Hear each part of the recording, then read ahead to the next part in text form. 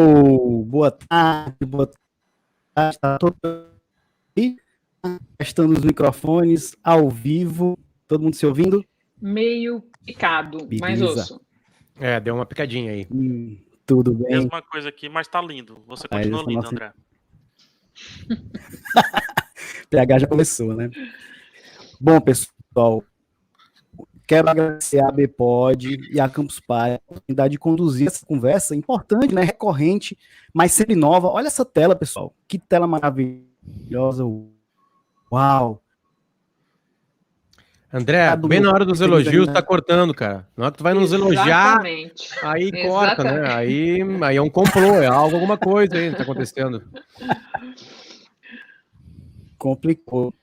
Vamos tentar. Fecha as abas, fecha as abas que tinha aberto na madrugada. Tá. Que é isso?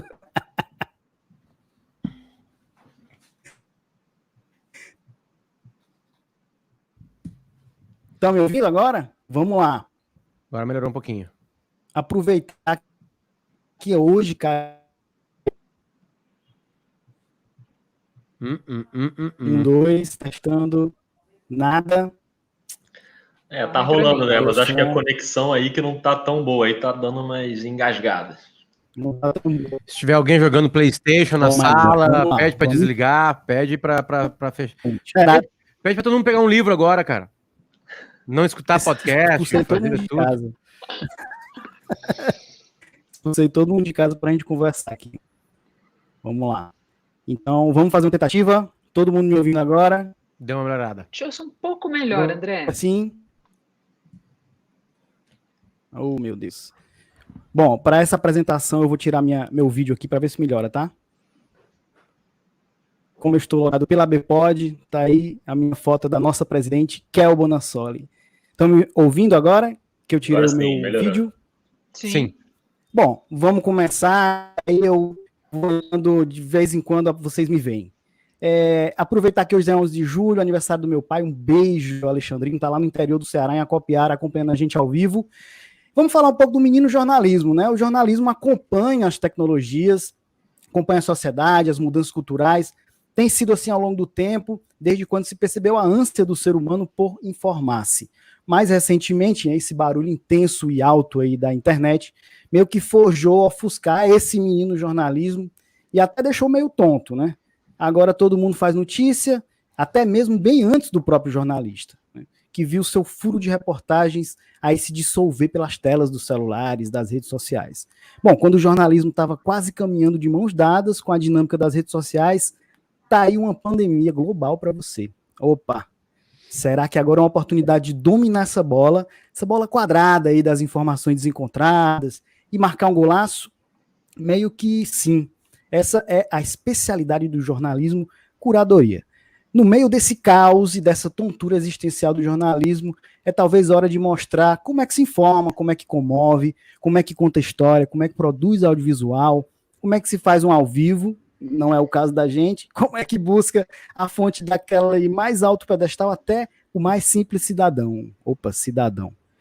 Parece que mais uma vez o mundo mudou, o jornalismo também. Esse é o tema do nosso painel de hoje. E para cuidar aqui da nossa saúde informativa, aqui com a gente, verdadeiros médicos da comunicação, com a sua especialidade cada um, vamos apresentar os nossos convidados para dar saudação rápida ao público, primeiramente. Começo dando mais luz, né, para a apresentadora do podcast O Assunto, do Portal G1, apresentadora do Jornal da Globo, Globo News Painel. Que honra, meus amigos, que honra. Renata Lopretti, bem-vinda. Oi, André, boa tarde, obrigada a você, aos colegas de painel, uma alegria estar aqui. Bom, o que eu faço, você já contou. Fico com a impressão de que toda a nossa discussão sobre jornalismo vai ser muito permeada pelas circunstâncias da pandemia, acho que não tem outro jeito. Ao longo das respostas e de ouvir os colegas, eu espero conseguir desenvolver duas coisas que me preocupam muito nesse momento, nessa cobertura, que não só a maior história da minha geração de jornalistas, mas de várias gerações de jornalistas. As circunstâncias em que a gente está trabalhando são especialmente desafiadoras, eu acho, sob 2 pontos de vista.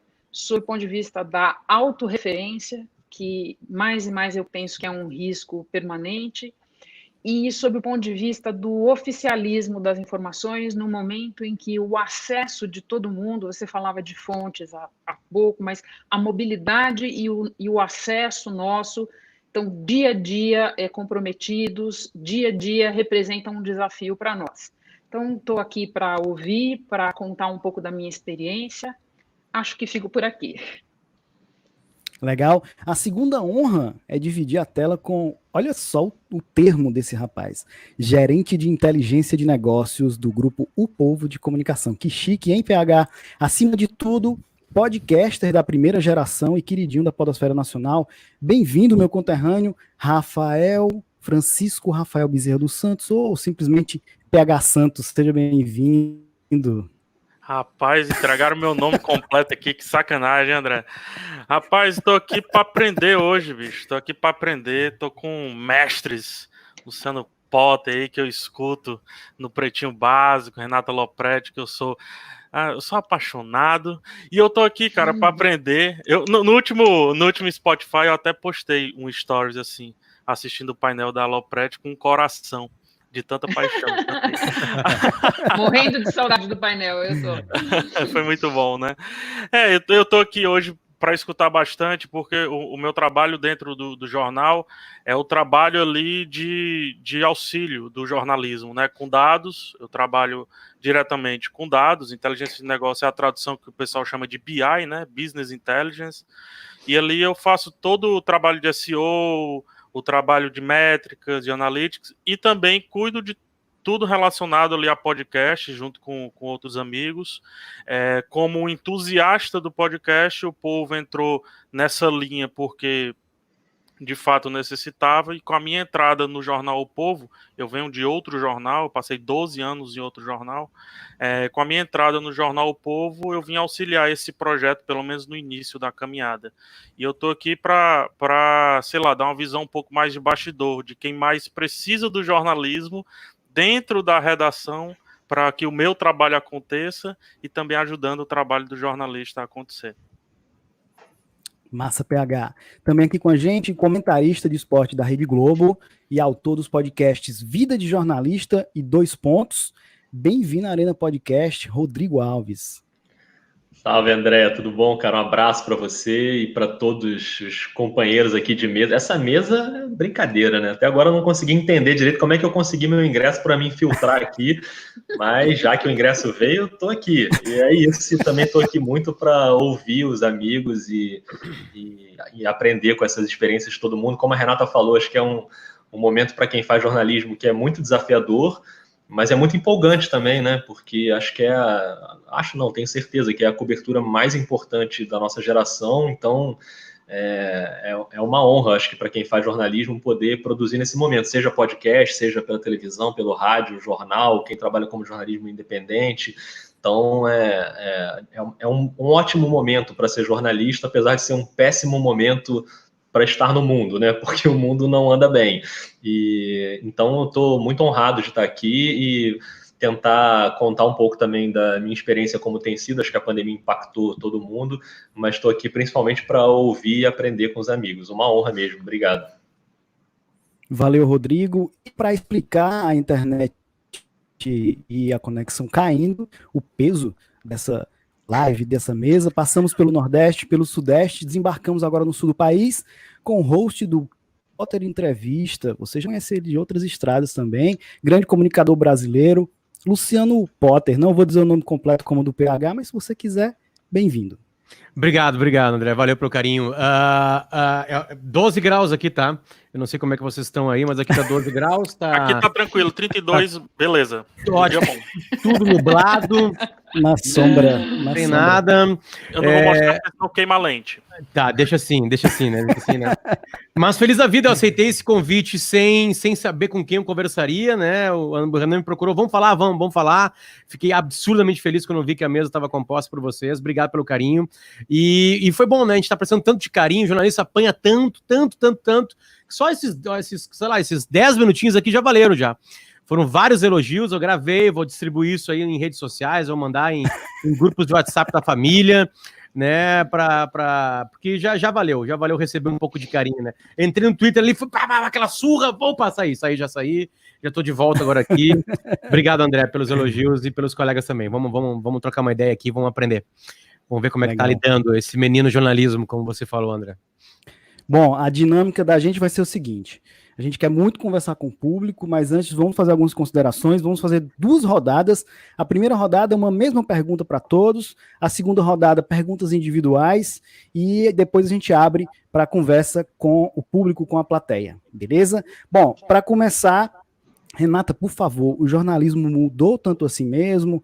Qual foi essa influência da pandemia? Qual o impacto da pandemia no jornalismo, seus pontos positivos e negativos, por favor? Eu ficaria nos 2 pontos que eu rapidamente enunciei no começo, André. Todos nós estamos trabalhando até fisicamente de uma maneira muito diferente como da que estávamos trabalhando 4 meses atrás. Talvez não diferente assim para aqueles de nós que já tinham uma rotina de trabalho pouco gregária, solo, digamos assim, que no jornalismo ainda é uma coisa rara. Quer dizer, por mais que as redações tenham já viessem num processo de enxugamento nos últimos anos, o jornalismo é uma atividade muito gregária, né? Então, eu acho que a gente está numa adaptação nesses meses por causa disso, e também porque a pandemia, a meu ver, produziu muitas mudanças no tipo e no grau de acesso que a gente tem às informações, né? Eu não sei quanto a vocês, mas assim, ao longo dos anos eu apurei de maneira diferente para produtos, para programas diferentes. Quer dizer, eu faço painel de um jeito, o painel suspenso nesse momento por causa da pandemia, o podcast de outro, o Jornal da Globo de outro, mas eu sempre tive uma preocupação muito grande de ir atrás das pessoas, né? Às vezes fisicamente, e ainda fazia isso num grau grande fisicamente, e procurar muito as pessoas. E a realidade hoje é que não só você não está encontrando mais com a maioria das pessoas, mas que o acesso delas, mesmo remoto, está comprometido por uma série de coisas, porque a vida de todos nós mudou, porque a gente está fazendo jornal e fazendo faxina mais ou menos ao mesmo tempo, porque as pessoas estão menos disponíveis. E eu acho que... E porque a pandemia também, ela é uma história muito peculiar, ela é um aprendizado gigantesco para a gente nesse sentido. Quer dizer, outro dia eu estava lendo um artigo em que o autor, um americano, especulava o que estaria acontecendo nos Estados Unidos se, de qualquer outra forma, um evento tivesse deixado algo como 150 mil mortos, entendeu? Ele teria esse acontecimento, ele teria um aspecto visual, ele estaria impactando visualmente a vida das pessoas de maneiras muito simbólicas, os funerais, as ruas, que até foram um pouco tomadas lá agora por ocasião dos protestos, mas é tudo uma coisa para dentro, é tudo uma coisa silenciosa, as pessoas não enxergam parte dessa história, né? A gente só tem acesso à parte dessa história que está acontecendo dentro dos hospitais, e é uma parte importante da história, porque nós estamos contando com a colaboração de quem está trabalhando dentro dos hospitais e não é jornalista. Isso impõe dificuldades de acesso de todo tipo, quer dizer, O que é esse consórcio dos veículos de imprensa para fazer uma contabilidade diária das vítimas da pandemia no Brasil, que não uma resposta a um acesso que estava sendo trancado para nós, dificultado para nós, nesse caso, por causa da opacidade do governo ao lidar com as informações. Então, essa questão do acesso, que sempre foi uma questão que me preocupou muito, motivou muita reflexão minha, ao longo do meu trabalho no jornalismo, hoje em dia é uma coisa que eu penso muito, assim, nas maneiras com que a gente tem que fazer para realmente enxergar o que está acontecendo, porque o risco do acesso menor é o nosso trabalho virar algo muito autorreferente. Todo mundo está vendo a vida no momento da sua janela, e da sua janela é importante, mas é muito pouco. Então, essa é uma questão que me incomoda e que me preocupa no nosso trabalho. E a outra questão é a questão do oficialismo, porque quanto menos acesso você tem, mais você está na mão das informações oficiais, e as informações oficiais são poucas, e menos cético e preparado para exercer o aspecto crítico e distanciado do jornalismo, que é tão importante você estar. Então, no dia a dia, são essas as questões que me preocupam e que eu procuro, de alguma maneira, lidar com elas, seja no podcast, seja no Jornal da Globo, que são as duas operações diárias que eu estou tocando no momento. Potter, você teve muita transformação para você durante essa pandemia e com a tua visão geral de mudanças no jornalismo? Eu acho interessante a gente trazer as nossas histórias, né? Porque a gente dá um colorido para isso, né? Aqui, porque a gente trabalha, acho que em áreas diferentes também do jornalismo, né? E, bom, eu tô em casa há 125 dias, tive que montar uma estrutura para mim aqui, melhorar a internet, fazer umas mudanças, e no meio disso tudo eu tenho um filho de 2 anos de idade e um que começou a pandemia com 3 meses de idade. Ele dobrou de idade durante a pandemia. Então, obviamente que o meu trabalho pessoal muda completamente. E o meu dia ele é desenhado de uma forma um pouco estranha, porque eu começo trabalhando sério, entrevistando algum ministro, algum secretário, né, algum ex-presidente, como aconteceu essa semana com o ex-presidente Lula, e 5 anos depois eu vou para uma outra aba do computador e começo a falar bobagem de futebol. 1 hora depois disso eu tô falando bobagem num programa de humor. Aí de tarde eu tô gravando os podcasts, eu participo de 3 ou 4 por semana. Então bagunçou certamente estar em casa, né? Este aparelhinho aqui já era importante, agora se tornou absolutamente primordial. Se a gente tá na era medieval, essa aqui é a nossa espada, né? É por aqui que todas as coisas acontecem. Aliás, a gente podia estar fazendo isso aqui por ele, né? A gente consegue fazer tudo por ele. Chega mais na gente, né? Eu brinco aqui no Rio Grande do Sul, é uma coisa um pouco estranha, porque a gente meio que a gente é bairrista de verdade, e a gente às vezes acha um charme, e às vezes a gente acha que isso é o que nos afasta de alguma maneira, né? Tem uma música do Humberto Guess que diz que a gente tá longe demais das capitais, né? E o gaúcho às vezes gosta e ele reclama. É uma coisa meio estranha. Ele reclama de estar longe, mas ao mesmo tempo ele numa discussão ele diz que tá legal tá longe, né? Só que isso nos afasta de alguma maneira, e a gente vive um mundo meio particular aqui, onde eu trabalho no grupo RBS, que é um grupo que na RBS TV é linkado à Globo, mas ao mesmo tempo a gente tem uma certa hegemonia, e a hegemonia ela é muito procurada nas redes sociais, né? E como as redes sociais também é uma ferramenta para a gente aprender, para a gente sentir a febre do público, a pandemia aumentou os extremos, aumentou a polarização, né? Absolutamente qualquer informação que a gente dê vira algo que possa ter algum tipo de polêmica, tipo um tweet dizendo que o presidente confirmou que está com o novo coronavírus, né? Isso já basta para as pessoas discutirem. Então tá meio complicado também por isso. Como o mundo todo está em telas, como as nossas vidas, não só o jornalismo está em telas, não só a televisão está em telas, como sempre foi, mas todo o resto está em telas, a gente tem um excesso de tela, tem um corte de uma realidade, não tem mais bar, não tem mais churrasco, não tem uma vida, né, normal. Então acho que tá todo mundo um pouco mais apavorado que estava no começo desse processo. vir para casa, no começo tinha um pouquinho de charme, entre um programa e outro eu tinha um filhote de 2 anos de idade no meu colo, ao mesmo tempo que eu estava trocando algumas informações com alguma fonte, ou falando com a produção de um programa da Rádio Gaúcha para saber quem vai ser o próximo entrevistado, ou entrevistado de amanhã, e já indo buscar informações. Então tudo, esse mundo real e virtual se misturou, tá todo mundo enxergando algo na frente desse tamanho, ou no tamanho desse computador que está na minha frente.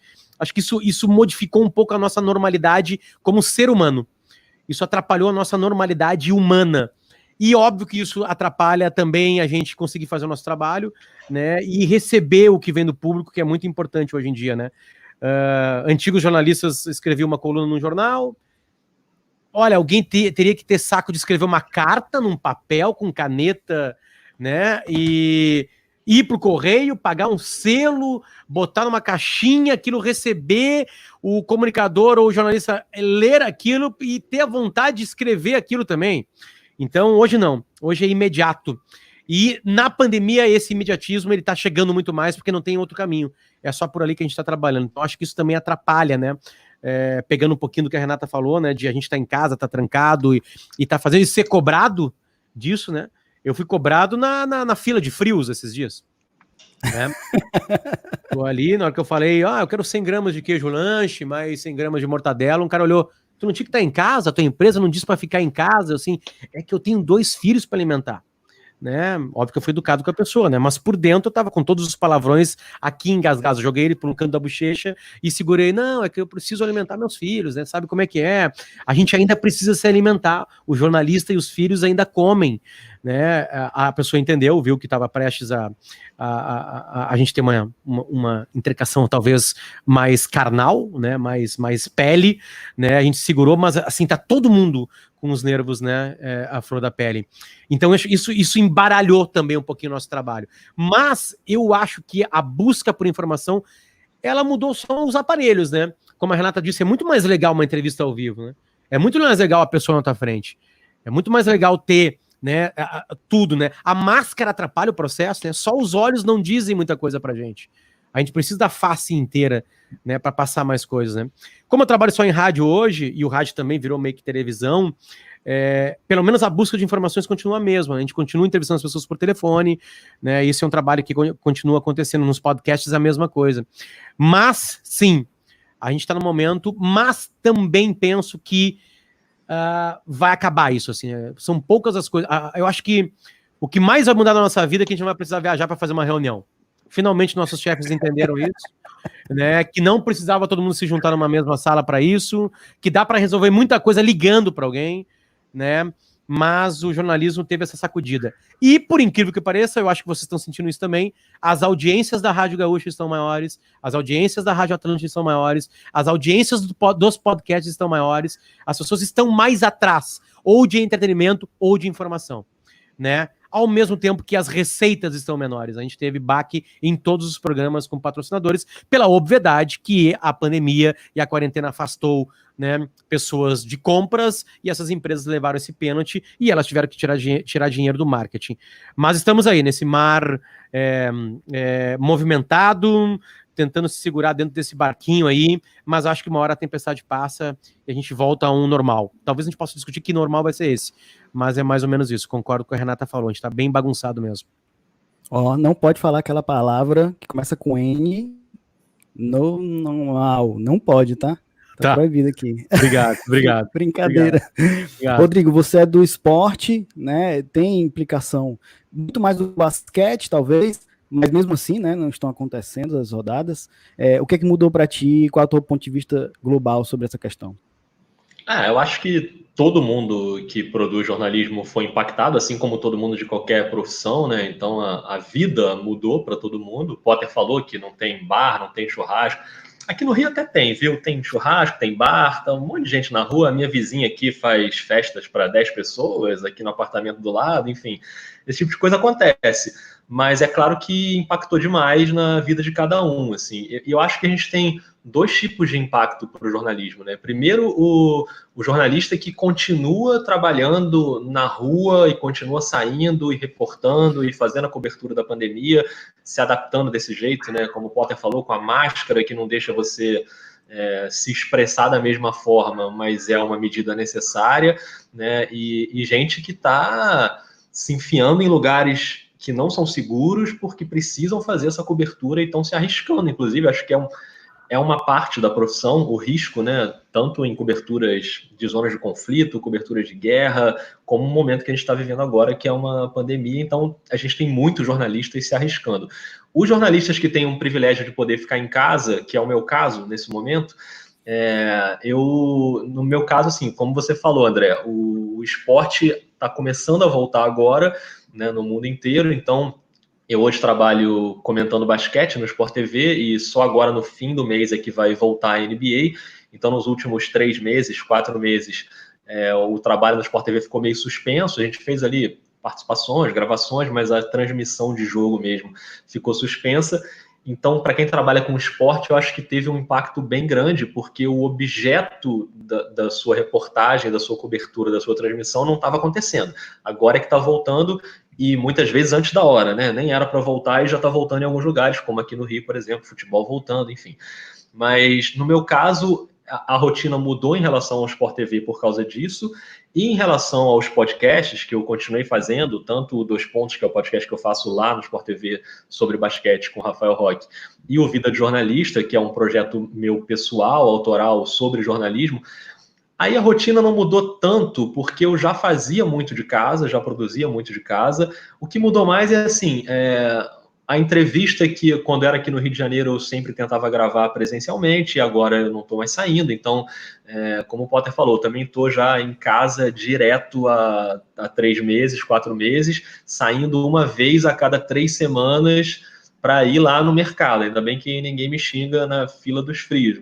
Não sofri nenhum ataque ainda, mas estou tranquilo em relação a isso. Mas é isso, estou saindo o mínimo possível, tenho evitado até descer para receber entrega, assim, tenho feito poucos pedidos de entrega, porque, inclusive no meu prédio aqui já teve alguns casos, então até na portaria eu estou evitando ir, estou tentando ficar trancado em casa. Mas a minha produção, e eu acho que isso é um impacto que o jornalismo tem agora, é a maneira como a gente se adapta, né? Eu acho que o jornalismo sofre agora um processo de adaptação em várias frentes, né, de como produzir, seja áudio, seja texto, seja a apuração em si, seja a maneira como você vai empacotar o seu conteúdo ali para distribuir para o público.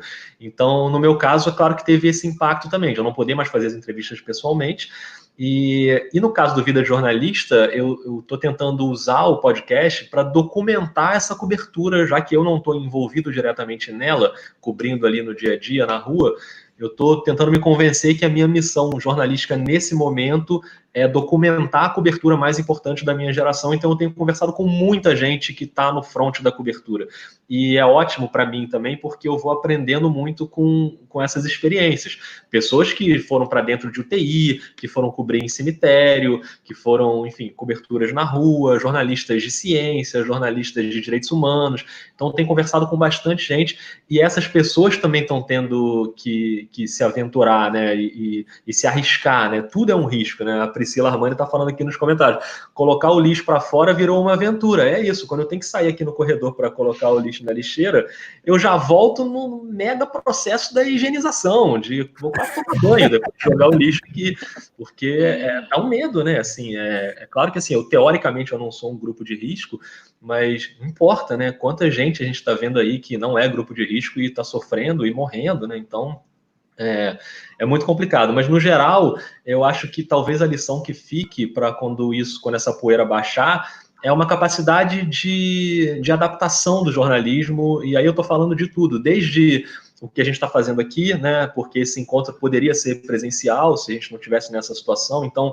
acho que o público também está se acostumando um pouco a ver essa telinha dividida, a ver as carinhas mas aí o áudio do André estava engasgando no início. Ok, cara, engasgou um pouquinho e segue o jogo e a gente está aqui no debate, não tem problema. Acho que as pessoas estão se acostumando um pouco a isso. Então, talvez até o jornalismo aprenda com isso. Será que a gente precisa fazer investimentos tão milionários em estruturas gigantescas quando a gente consegue fazer a coisa chegar ao público de uma maneira mais simples? Acho que algumas coisas a gente vai ter que ir se remodelando e aprendendo ao longo do ano que vem, dos próximos anos, porque a gente não sabe, né, o quanto tempo vai durar essa rotina, mas eu imagino que todo mundo que trabalha com jornalismo vai sair dessa com um aprendizado maior, assim, sobre como lidar com a profissão e mantendo a essência da profissão, que é levar informação para os outros e contar histórias. Eu acho que isso tem acontecido de um jeito genial, acho, na cobertura, né? O jornalismo que, como vocês falaram, vinha apanhando e continua apanhando muito, né? De certa forma, houve uma reação nesse momento, porque até para preencher uma lacuna das autoridades, do governo, que nem sempre dá a informação que tem que ser dada, e o jornalismo entra ali, quando a Renata entra ao vivo no Jornal da Globo à noite, que é um jornal de TV aberta que tem acesso a muita gente, ali as pessoas se sentem acolhidas, informadas, né, bem tratadas. Então, acho que o jornalismo também cumpre muito esse papel, cada um na sua área. Eu acho que a gente vai aprendendo com isso. A essência não muda, né? PH, você é muito mais bastidor, né? O uso dos dados aí, o seu cargo já diz, a inteligência dos dados em favor do jornalismo. O que é que você tem percebido de mudança em função da pandemia? Cara, apesar disso, eu vou puxar um pouco para minha história, para o pessoal entender qual é o meu ponto, certo? Em 2006, eu inicio o primeiro podcast que eu faço aí na minha carreira de podcaster, né? 2006 inicia o Rapadura Cast, que ainda é um dos grandes podcasts do Brasil. Desculpa o carro que está passando, eu não posso impedi-los de.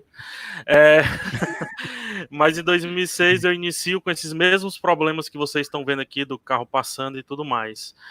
E eu era um amador, literalmente um amador, porque eu fiz podcast porque eu era um moleque de 20 e poucos anos que obviamente não podia entrar no rádio. Tinha sotaque demais, era estranho demais a voz, essa dicção não rolava, entendeu?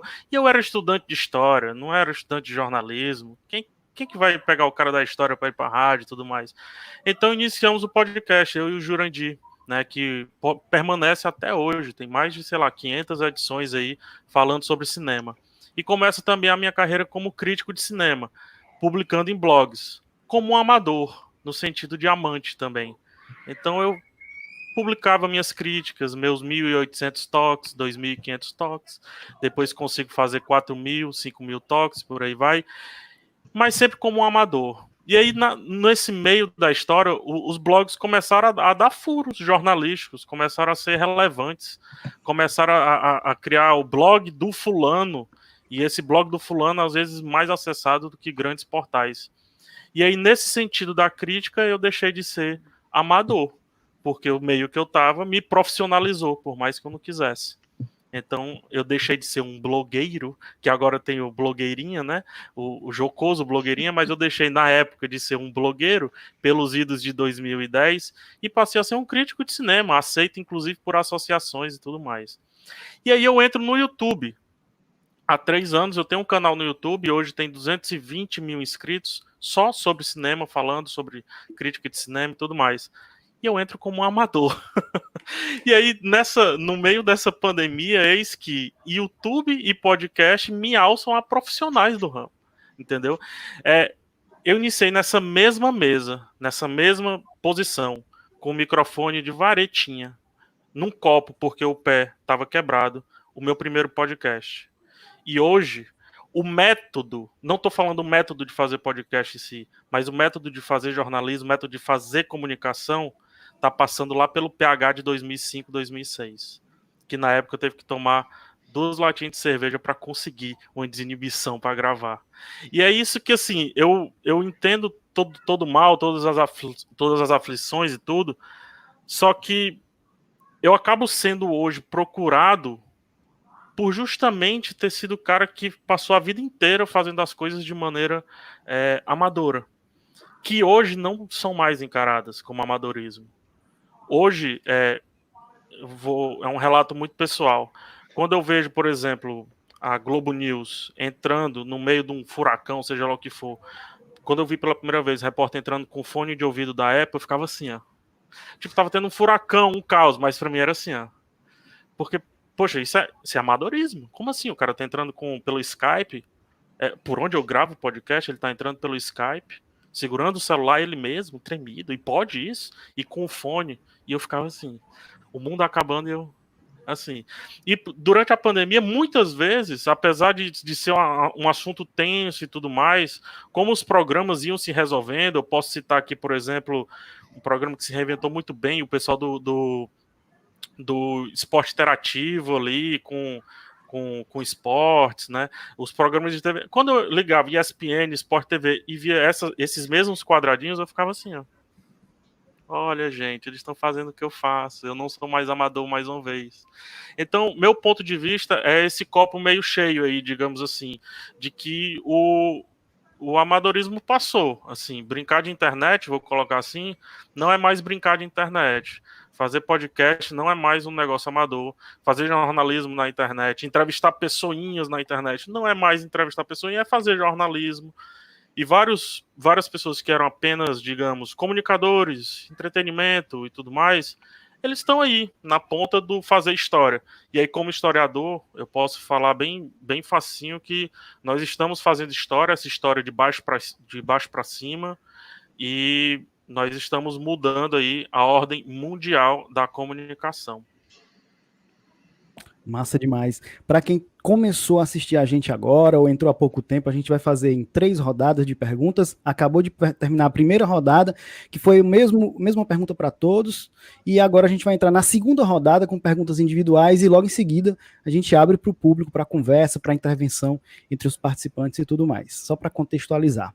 Bom, Rodrigo, vou voltar com você, e o que a gente vê nas redes sociais do Rodrigo e do Vida de Jornalista, né, é que você entendeu mais do que ninguém como é que você consegue fazer jornalismo sem ser uma cópia ou extensão do que já se faz muito bem no rádio, né?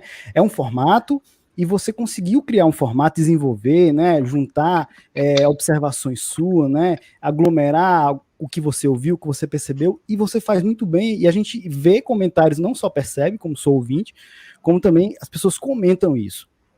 E aí eu queria te perguntar o seguinte, eu vi um comentário nas redes sociais do Potter, que era em relação ao jornalismo estar mesclando muito a informação e o entretenimento. Isso é uma coisa recorrente, a gente vê alguns hosts, alguns apresentadores brincando, usando regionalismos, muita gente diz em excesso e tudo mais. O que eu quero te perguntar é o seguinte, o jornalismo está com o tom certo entre informar e entreter? Essas duas vertentes, elas têm que ser separadas, elas podem ser juntas, tem um tom? O que é que você pensa sobre isso? Eu acho que é difícil primeiro colocar tudo dentro da sacola jornalismo, né? Porque tem várias coisas sendo feitas em jornalismo de formas completamente diferentes, por áreas completamente diferentes, por empresas diferentes e por não empresas também, por jornalistas independentes. Então, quando a gente pergunta se o jornalismo está indo no caminho, o jornalismo é um trem gigantesco, né? Com vários vagões. Agora foi aqui que passou a moto, não sei se deu para ouvir, mas enfim. Pois é, mas foi melhor porque antes era o carro do Hortifruti, que fica com uma música muito alta, então agora está mais tranquilo. Mas enfim, o jornalismo é uma coisa muito plural, diversa, né? Então é difícil saber colocar isso tudo no mesmo pacote. Mas o que eu acho é que é uma linha difícil, né, de você medir, encontrar esse tom. E é natural que às vezes você ultrapasse e caia demais para o lado do entretenimento, esqueça algumas premissas básicas ali do jornalismo, de informação, que acho que é o mais importante de tudo.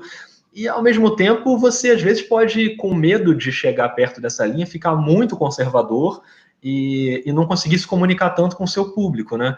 Que você citou sobre redes sociais, assim, eu tento fazer isso muito no Vida de Jornalista, que não é um podcast de grande audiência, de muitos cliques, né, em relação às métricas, é um público mais definido ali, basicamente de jornalistas e estudantes de jornalismo, mas o engajamento dele nas redes sociais, principalmente no Twitter, me deixa muito feliz, assim, tem muita gente comentando os episódios, então eu tenho esse cuidado também de olhar para aquilo ali como uma parte importante do meu trabalho. O trabalho do Vida não termina quando eu coloco o episódio no ar, pelo contrário, é a metade dele ali, porque depois ainda tem toda uma semana de publicar coisas de bônus, colocar ali um trailerzinho, um videozinho, as informações complementares e conversar com as pessoas, que é isso que está acontecendo aqui. Vocês já colocaram na tela alguns comentários aí que estão chegando, e eu estou vendo aqui na ferramenta também, muita gente comentando.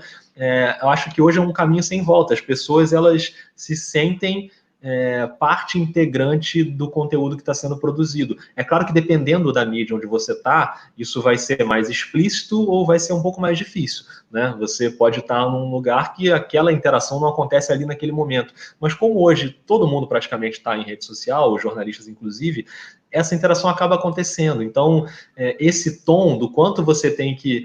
outro dia a gente conversava sobre isso, o quanto eu tenho que falar de mim na minha rede social do Vida de Jornalista, né?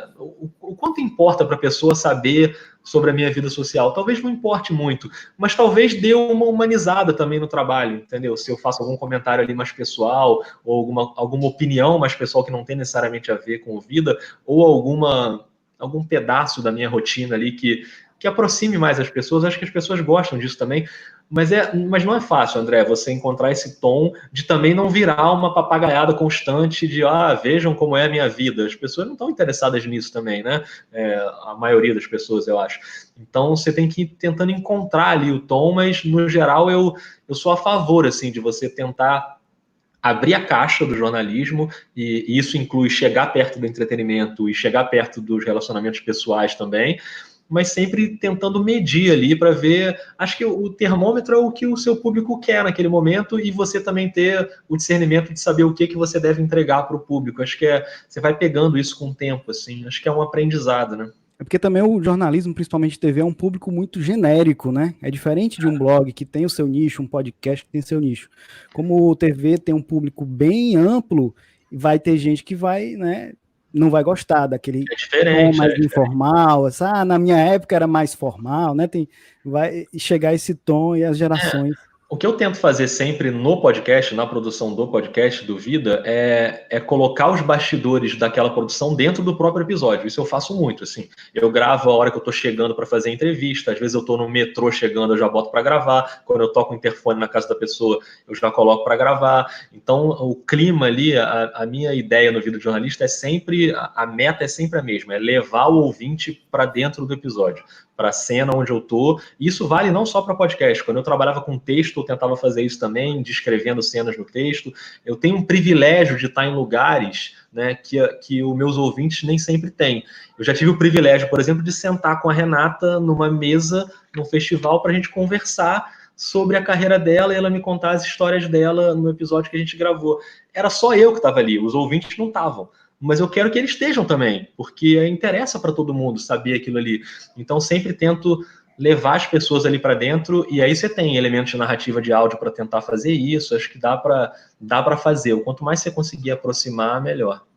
Legal. Ainda nesse tom de entretenimento, né, o grupo onde o PH trabalha investiu pesadamente em podcast, criou uma espécie de streaming que mescla informação e entretenimento, né, e o podcast tem um papel importante aí nessa construção e nessa transformação do jornalismo. PH, eu queria saber qual é esse papel e onde foi que deu liga? Jornalismo, podcast. Bom, Isso está dando dinheiro. Chega já nisso. O Povo criou o Povo Mais. O Povo Mais é a primeira plataforma multi-streaming da América do Sul. E lá dentro do Povo Mais é um paywall, né?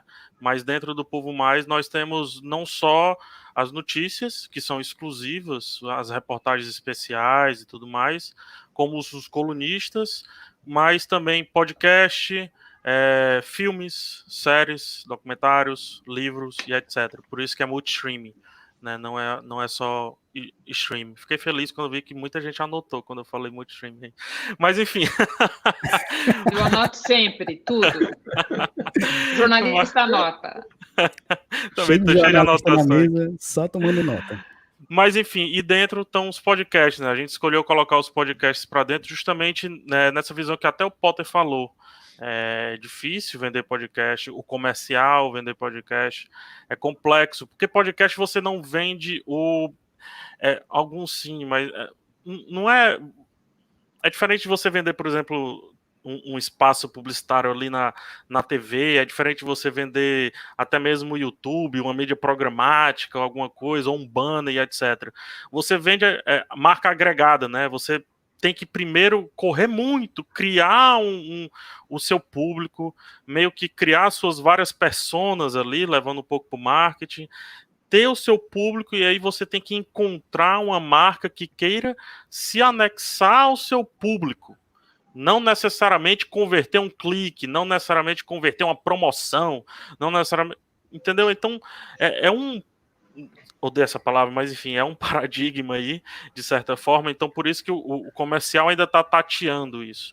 E ele vai para dentro do paywall porque é uma forma de ficar ali para o nosso assinante, pelo menos o chamado First Watch, né? Então primeiro o assinante escuta, depois ele é liberado para todos com um tempinho ali, uma semana ou alguns dias. Vamos lá, eu tô dentro da redação, eu fico, hoje não mais, mas no começo eu estava tangendo as pessoas para fazer podcast. Então eu queria que todas as editorias, as verticais, tivessem ali o seu podcast, né? Quando eu cheguei tinha de esportes, o Footcast, que já entrou algumas vezes aí no top 5 da Apple e em outros top 5. Temos o jogo político, e aí trouxe o Videarte. O Videarte é o nosso caderno de cultura, talvez uma das marcas mais fortes do povo, e eu participo inclusive do podcast do Videarte, e foi muito legal essa construção do Videarte, porque eu jamais pensei que isso ia acontecer. Quem faz o host é a Cíntia Medeiros, que é uma jornalista fenomenal. Eu só não gosto mais dela do que gosto da Renata. Então...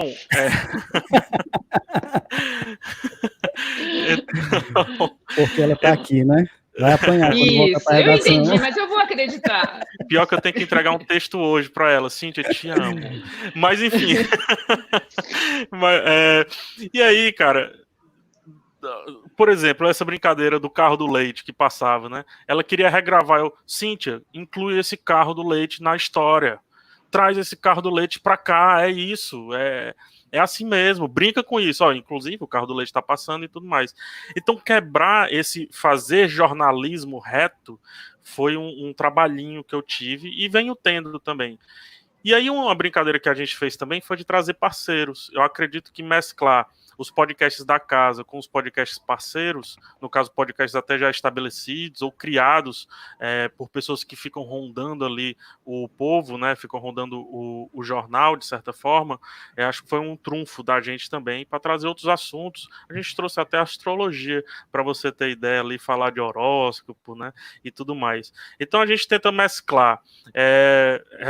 Eu respondi um pouco a pergunta do Potter e respondo uma pergunta que foi colocada aqui no chat, né?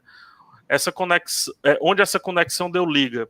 Eu acho que dá liga, o fazer podcast para o jornalista que está ali enfurnado na redação, eu acho que ele tem uma outra voz. Eu percebo que ele tem uma outra voz, sabe? Uma voz que ou ele não teve nunca oportunidade de ter, porque ele não migrou para a TV ou para o rádio ou coisa parecida, mas também tem uma voz porque eu acho jornalistas seres muito sarcásticos, uma ironia muito forte, assim, eles são quase todos são humoristas natos, assim, só que é humorista daquele do olho da sociedade, né? Aquele que tem um olho mais ferrenho dos bastidores, que consegue trazer uma informação de bastidor que não pode aprofundar, então usa o sarcasmo ali, usa várias alegorias. E é isso, eu peço que levem para o podcast essa leveza, esse jornalismo de boteco, vou chamar assim, tá? E aí, quando consegue balancear, e o jogo político, eu acho que faz isso muito bem, o jogo político tem o Walter, que é da velha geração, o Érico, que é da nova geração, junto com o Carlos Maza, e eu sei as piadas que eles têm, as piadas que eles ficam segurando, eles conseguem balancear num nível muito legal. Quando eles vão fazer uma crítica ali, eu sei que um tá segurando a risada para manter a informação no nível bom, mas mesmo assim entregar um pouquinho da ironia, do sarcasmo, que eu acho que cabe. No Footcast, a mesma coisa, o Graziani é um piadista, né? Quem anda pela redação com ele é um piadista. Pra vocês terem ideia, o Bruno Formiga saiu da redação do Povo, é outro moleque aí do jornalismo que tá indo muito bem, inclusive no YouTube agora e tal. Então, assim, a brincadeira com o podcast é isso, vários jornalistas vários repórteres ali, terem uma voz diferente. Acho que essa foi a liga. E eu sempre digo, grava o primeiro, cara. Grava o primeiro. Quando grava o primeiro, não tem mais volta. E é incrível isso. Beleza. Bom, vou fazer aqui uma paráfrase, né? Parafraseando aqui, ampliando um quadro do Potter Entrevista. Potter, jornalismo e podcast. Praga ou salvação e para quem? É uma loucura, né? Porque eu faço no Potter Entrevista temporadas, eu trago pessoas completamente diferentes, né? Que pensavam diferente. E às vezes eu gravo a entrevista no mesmo dia. Teve um dia que na temporada era Bolsonaro e agora, depois que o Bolsonaro havia ganho a eleição, que eu entrevistei às 2h da tarde o Lobão e às 4h da tarde a Manuela. De noite, cada olho olhava para um lado, né? Tipo assim, né? Não tinha como dormir. Porque eles pensavam completamente diferente, porque o Lobão deu uma mudada de opinião novamente, né? O Lobão tem um vídeo dele com uma camisa do MST abraçando o Lula e o José Dirceu, depois ele tá, né, contra o PT e agora já tá contra o Bolsonaro. Beleza, sem problema nenhum, mudar de opinião é absolutamente primordial. Eu criei essa temporada, é uma coisa estranha. Eu faço podcast para parecer uma coisa um pouco egoísta, porque o podcast pode ser isso. Eu faço podcast para sanar as minhas dúvidas. Eu faço um podcast para mim. Eu também. Quando eu estou fazendo um podcast para... E quando eu participo de um podcast com mais dois amigos... É isso, entendeu? Tipo assim, porque jornalista é um bicho que vai perguntar para quem sabe. Ele vai perguntar para quem sabe. Essa é a profissão de jornalismo. A graça do podcast é que eu gravo onde eu quiser, a hora que eu quiser. As pessoas têm um saco maior, eles aceitam melhor um áudio ruim, né? Porque eles sabem que a plataforma é essa. E o brilhantismo do podcast é que ele não tem tempo. Eu trabalho em rádio, eu tô pressionado por uma entrega comercial, eu tô pressionado. A entrevista começou a engatar ao vivo, onde tudo vale, todas as sílabas valem, né? E aliás, isso aí eu mantenho no podcast, eu só corto alguma coisa do podcast se o entrevistado implorar para cortar, né? Aí eu tiro, porque eu quero manter esse fluxo de todas as sílabas estarem vivas, porque eu acho que esse acúmulo de sílabas faz com que eu faça a próxima pergunta, né? Então eu fui perguntar para as pessoas que isso é praga ou salvação, porque todo dia chega para mim gente dizendo que o jornalismo é praga. E eu fui assim, mas por que as pessoas estão dizendo que é algo que é absurdamente essencial pro dia a dia é praga? Né? Porque jornalismo é uma coisa e jornalista é outra coisa. Né? Nós aqui não, né? Nós estamos fechados, nós concordamos com isso, mas tem coleguinhas nossos que transformaram o jornalismo em praga. Mas não é o jornalismo que virou uma praga, são os jornalistas que transformaram. E as pessoas começaram a pegar ódio disso aí, né? A gente, quando entra na faculdade, eu não vou falar pela gente, eu vou falar por mim. Quando eu entrava na faculdade, tu entra na faculdade com uma tatuagem do Che Guevara nas costas, com uma boina, com uma bandeira do PCO, e tu quer ser ativista e não jornalista, né? E aí a realidade vai largando coisas na tua cara, que o ativismo vai morrendo devagarinho, e a realidade vai sendo muito mais cruel contigo, porque a realidade é mais cruel. E pior do que isso, ela é sem graça. A realidade ela é completamente sem graça. Entende? As paixões acabam. Só que o público não consegue enxergar isso. Né? O Rodrigo faz um podcast de bastidores. Os bastidores eles são terríveis para o público porque eles eliminam, né? As pessoas acham, por exemplo, a gente entrevistou o Lula antes de ontem, né? Aí vocês imaginam como é que foi, né? Porque aí os lulistas estavam felizes que a gente ia entrevistar, começou a entrevista, teve perguntas duras. Aí os lulistas começaram a nos chamar de bolsonaristas. E os bolsonaristas, na hora que a gente divulgou que ia conversar com o Lula, eles nunca mais vão assistir essa rádio, escutar essa rádio, vocês são não sei o que blá blá blá. E aí eles. Mas é mentira deles, porque eles estavam escutando, né? De cantinho. E aí tem uma pergunta dura contra o Lula, eles. É isso aí, tem que apertar esse filho da mãe, ladrão, blá blá blá. Né? Tipo assim, é isso que chega pra gente. Mas não é esse o grosso do público. Né? Não é isso que sacode a gente, né? Então, eu fiz isso, André, perguntando para pessoas completamente diferentes. Por exemplo, no mesmo dia eu entrevistei o Leandro Demore e o Guilherme Fiuza. No mesmo dia. Vocês devem conhecer os dois, vocês devem imaginar que eles pensam diferente sobre jornalismo. Né? E o mais inacreditável é que eu tenho um preconceito sobre os dois. Né? Eu já imagino o que eles pensam. Depois de 1 hora de conversa, as coisas podem mudar.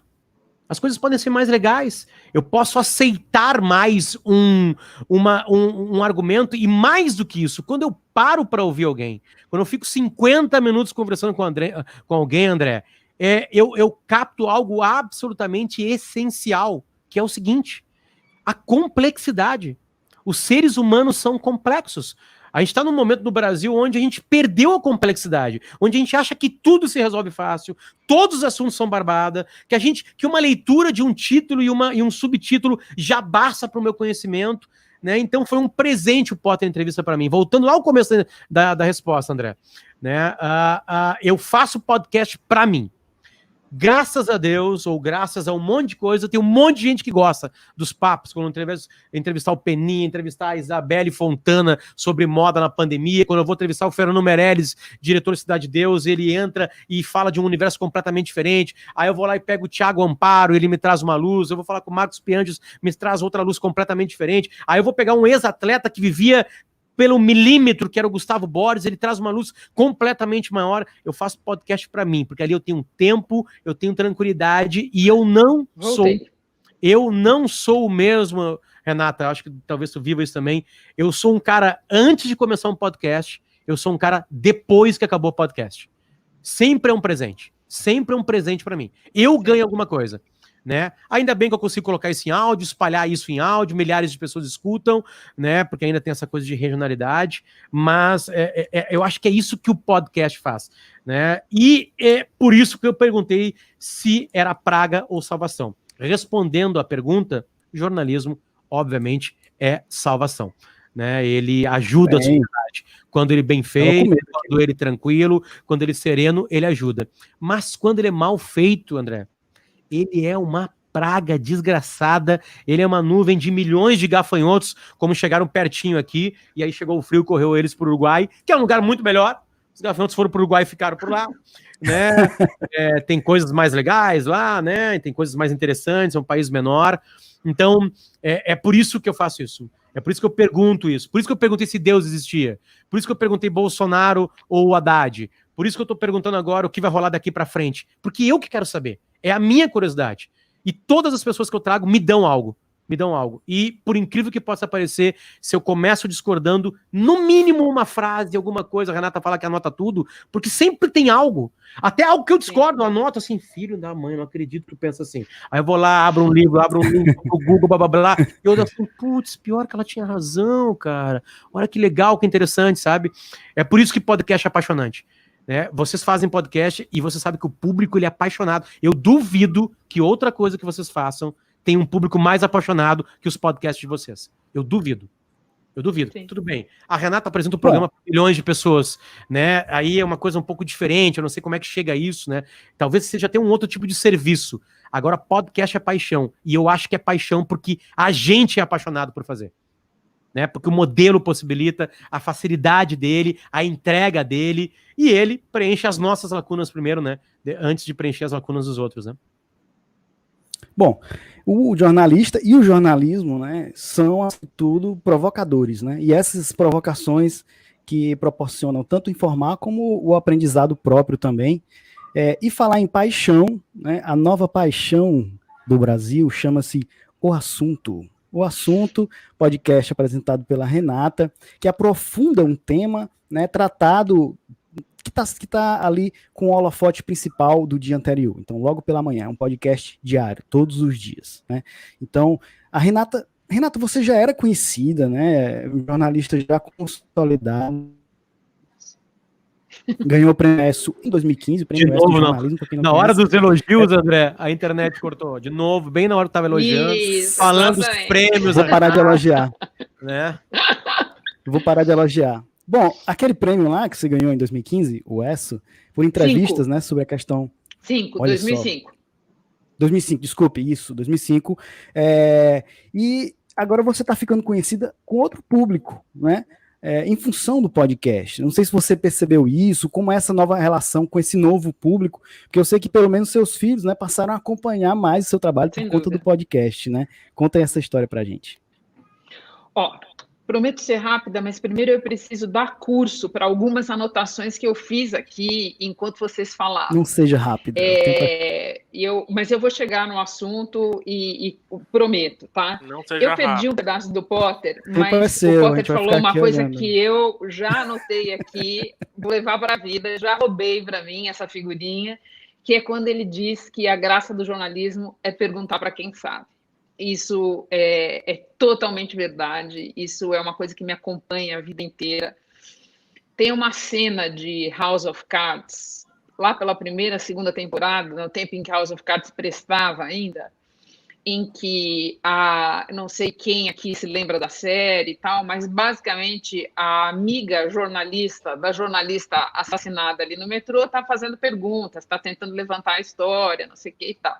E ela acaba batendo no gabinete do personagem principal e assassino, na Câmara e tal, não sei o que, o chefe de gabinete dele, que é um personagem fabuloso, talvez o personagem mais fantástico da série, vai lá e dá real para ele, dá a ficha, olha, fulana veio me procurar e tal, perguntou isso. Daí o personagem do Kevin Spacey vira para ele e fala assim, olha, ela fez as perguntas certas, o seu papel agora é que ela não consiga as respostas. Entendeu? Essa cena, para mim, eu não me esqueço dela, porque eu acho que, assim, fazer as perguntas e acertar as perguntas, para mim, é um esporte da vida inteira. Assim, eu tenho, todo dia que eu levanto, eu continuo tendo vontade de fazer isso. E isso é interessante que o Potter falou, porque ele me remete para algo que o Rafael falou, que diz respeito aos podcasts. Assim, no começo da minha fala, eu falei muito das dificuldades e dos desafios que a gente está enfrentando no momento. Eu acho que eu queria falar um pouco também das oportunidades, e o podcast tem tudo a ver com isso. Talvez por eu fazer o Jornal da Globo e o assunto ao mesmo tempo, logo ficou muito claro para mim que é o seguinte, o telejornalismo de rede é uma operação peso pesado, tá? E o podcast é uma operação peso leve, tá? Ser uma operação peso leve é uma tremenda de uma vantagem comparativa numa situação como a gente está vivendo. Quer dizer, eu estou podendo explorar no podcast, no dia a dia, uma série de aspectos da pandemia que são diferentes dos que eu consigo explorar no Jornal da Globo, porque essa coisa de ser uma operação peso leve, e o Rafael falou lindamente sobre isso quando ele está contando como é que ele começou a fazer os podcasts dele, ajuda muito, muito. É uma tremenda vantagem. E eu acho que é por isso que todos nós estamos experimentando em graus variados, com públicos variados. O assunto tem um aspecto diferente, porque ele não é um podcast de nicho. Eu acho interessante até a gente falar isso. Porque a gente está experimentando ganhos de audiência num momento em que as pessoas têm uma demanda tão grande por informação qualificada, informação apurada, informação checada, tá? E a outra coisa que também diz respeito ao podcast ao momento é o fato de que, mais do que qualquer formato, a gente cabe na vida das pessoas com o podcast. No momento em que a vida das pessoas está submetida a uma profusão de demandas, muitas vezes simultâneas, tá? Então, óbvio, o áudio cabe desde sempre, e o Potter sabe disso pelo rádio, o áudio cabe mais na vida das pessoas simultaneamente a outras tarefas do que o vídeo. Tá? E o podcast mais ainda, porque ele é áudio por demanda. Então, eu acho que essas duas características, ser uma operação peso leve e caber mais do que outros formatos na vida das pessoas, está ajudando muitos podcasts no momento e nos ajudando a fazer um trabalho interessante e rico, e como disse o Potter, no qual a gente aprende todo dia, porque eu tenho muito essa ideia dele, que é o seguinte, na hora que eu sento para entrevistar alguém, eu quero que essa pessoa me explique. Eu tenho coisas que eu não sei e eu quero que ela me explique. E eu acho que esse é um tremendo de um teste para a gente, porque se não ficar claro para a gente, como é que vai ficar claro para outras pessoas? Então, isso é uma coisa que eu queria falar dessa coisa das perguntas e queria falar dessa coisa que o Rafael abordou, que é por que o formato do podcast, por que a maneira de fazer podcast nos ajuda tanto neste momento, ajuda mais do que outros formatos, Daí vamos à pergunta do assunto, que foi quando você me perguntou um pouco a coisa do público. E isso é uma historinha que eu conto sempre, espero não estar contando de novo para pessoas que eu já contei, mas que para mim é muito rico, assim, e eu percebi de cara, assim.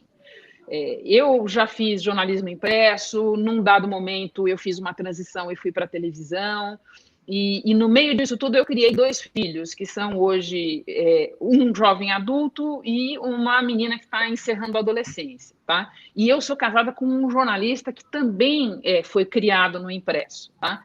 E eu digo para as pessoas o seguinte, meus filhos jamais se interessaram por jornal impresso. Jamais, jamais. Houve um tempo que entravam 4 jornais por dia na minha casa, em formato físico, papel. Eles jamais se interessaram pelo jornal. E não é porque eles não se informavam, eu nunca achei que eles fossem desinformados, pelo contrário, eu me informo muito e aprendo muita coisa com eles, mas eles não se informavam daquela maneira. Quando eu migrei do impresso para um canal de notícias, eu passei a falar com mais gente do que eu falava no impresso, mas ainda assim não eram nem os meus filhos, nem os amigos dos meus filhos, porque eles não assistiam telejornal, tá? E a mesma coisa quando eu migrei do telejornal, do canal de fechado de notícias para o telejornal de rede. O podcast é a primeira coisa que eu faço na vida que eu descobri, porque o retorno chega, que é ouvido pelos meus filhos e pelos amigos dos meus filhos e pelas pessoas com quem eles andam. Porque, de alguma maneira, cabe mais na vida deles e dialoga mais com o modo de eles se informarem do que as outras coisas que eu estava fazendo. E isso eu acho uma coisa sensacional, é uma coisa que me animou desde o início no podcast. A gente ali trabalha... Eu ouço muito podcast, uma coisa que me animou para ir fazer, que eu já ouvia muito quando eu fui fazer o assunto. Eu me sinto... A minha experiência não é a mesma de outros amigos, exatamente um pouco por essa coisa de ser um podcast muito calcado na notícia, no momento, e não ser um podcast de nicho. A gente tem a ambição de falar com um público muito heterogêneo, mas eu tenho essa sensação, exatamente essa sensação que o Potter descreveu, que toda vez que eu sento para fazer um episódio, eu aprendo toda vez. E eu tenho um pouco também uma sensação que remete para algo que o Rafael falou, que eu anotei aqui, porque é muito isso mesmo. Não sei por quê, a gente pode discutir aqui, mas no podcast o jornalista tem outra voz. E eu não estou falando de mim apenas, eu estou falando dos jornalistas que eu entrevisto dia a dia para fazer os episódios do assunto. Posso me meter nessa, André? Por favor. Eu faço 2 produtos de áudio, né? Que é rádio e podcast. E eu fiz um podcast, eu criei o Potter Entrevista exatamente... Quer dizer, o que acontece? Produtos que eu faço on-air, eu vou chamar rádio de on-air, se transformaram em podcasts. Né? Um que tem uma audiência interessante no Brasil e ele é regional, é o Pretinho Básico, que é um programa de piadas, de conversas de bar, tem matéria embaixo. Para quem não conhece, ele é como o Pânico, só que muito melhor que o Pânico. Né? E muito mais modesto que o Pânico, de verdade. É bem melhor mesmo. Aí tem mais um de futebol. Vocês devem imaginar que no Rio Grande do Sul, como a gente só tem 2 clubes, futebol é um assunto absurdamente importante. Tu falou de futebol no Rio Grande do Sul, tu vai ter audiência. Vai ter audiência. Falou de Inter e Grêmio, tu vai ter audiência, só que isso não ultrapassa Santa Catarina. Fica por aqui, aqui acontece a nossa guerra interna aqui, né? Aí eu criei o Potter Entrevista porque as minhas irmãs estavam apavoradas com as eleições de 2018. E aí eu criei um Potter, eu vou ouvir pessoas que pensam diferente e vou gravar e vou mandar para as gurias. Aí entrevistei pessoas completamente diferentes, tipo assim, sei lá, deixa eu tentar lembrar. A economista Laura Carvalho, o Rafinha Bastos, o Felipe Moura Brasil, quem mais? Acho que eu entrevistei o Davi Coimbra, que é um grande colunista aqui do Sul. Todos eles tinham uma resposta diferente. E eu comecei a ouvir aquilo ali, e era para minhas irmãs. Botei no SoundCloud, uploadei em todas as coisas, era para minhas irmãs. Daqui a pouco, beleza, passa 2 dias, alguém me manda um print. Tu viu como é que tá o teu podcast no Spotify? Eu assim... Sim, ele tá lá. Não, como é que ele tá? Eu descobri que tinha um ranking lá. E as pessoas estavam escutando ele. Aí eu gravei um podcast com o Peninha, que é um doente, um saboroso doente. Eduardo Bueno, o Peninha, o jornalista que conta histórias. E aí deu uma explosão assim. Eu falei assim, cara, as pessoas querem ouvir. E aí eu comecei a sacar uma coisa. Rádio, as 2 coisas de áudio, rádio e podcast, tem uma coisa com tempo. É o tempo. E o ao vivo, o tesão do rádio, o rádio não morre, e acho que, eu não sei se nos estados de vocês são a mesma coisa, mas no Rio Grande do Sul o rádio é muito forte, a Rádio Gaúcha é muito forte, ela tem uma audiência muito grande, ela tem uma importância muito grande na sociedade, ela importa. E ela tem uma importância nacional também, que consegue no caso da Rádio Gaúcha. Tem entrevista, eu tenho um programa junto com o Davi, com a Kelly Matos, por exemplo, que várias entrevistas nossas se espalham. né? Porque a gente consegue entrevistar pessoas ali, ter um clima legal e algumas respostas são interessantes. Beleza, fechei isso aí, mas eu não queria falar de mim, eu queria falar disso aqui mesmo. O rádio, ele tem a ver com o tempo e o tesão dele é que ele é ao vivo. Uma entrevista ao vivo, ela é muito perigosa. Ela é absurdamente perigosa. Se a primeira... Geralmente a gente entrevista alguém, o nome do programa é Timeline, porque a gente quer pegar um assunto da Timeline. Se a primeira pergunta é sobre isso aí, eu perco o entrevistado. Né? Eu já perco o entrevistado. Tô lá com a Bia Kicis, deputada. A gente sabe que a gente quer entrevistar. Mas a primeira pergunta é sobre a humanidade, a gente fala de outra coisa, blá, blá, blá. Daqui a pouco ela tá dançando, nós... E não sei o que do Facebook. E eu não sei o que defendeu o ministro da Justiça que tá botando na justiça o Hélio Schwartzman. Tipo assim, aí ela já foi pega de surpresa. Tem a ver com ser ao vivo. O tesão do podcast é que ele tem um tempo que pode ser infinito, se a gente quiser. Pode ter 4, 5 horas. E o mais do que isso, esse tempo infinito dá uma profundidade que a nossa vida não consegue mais ter tempo, aí aparece uma palavra, para conseguir.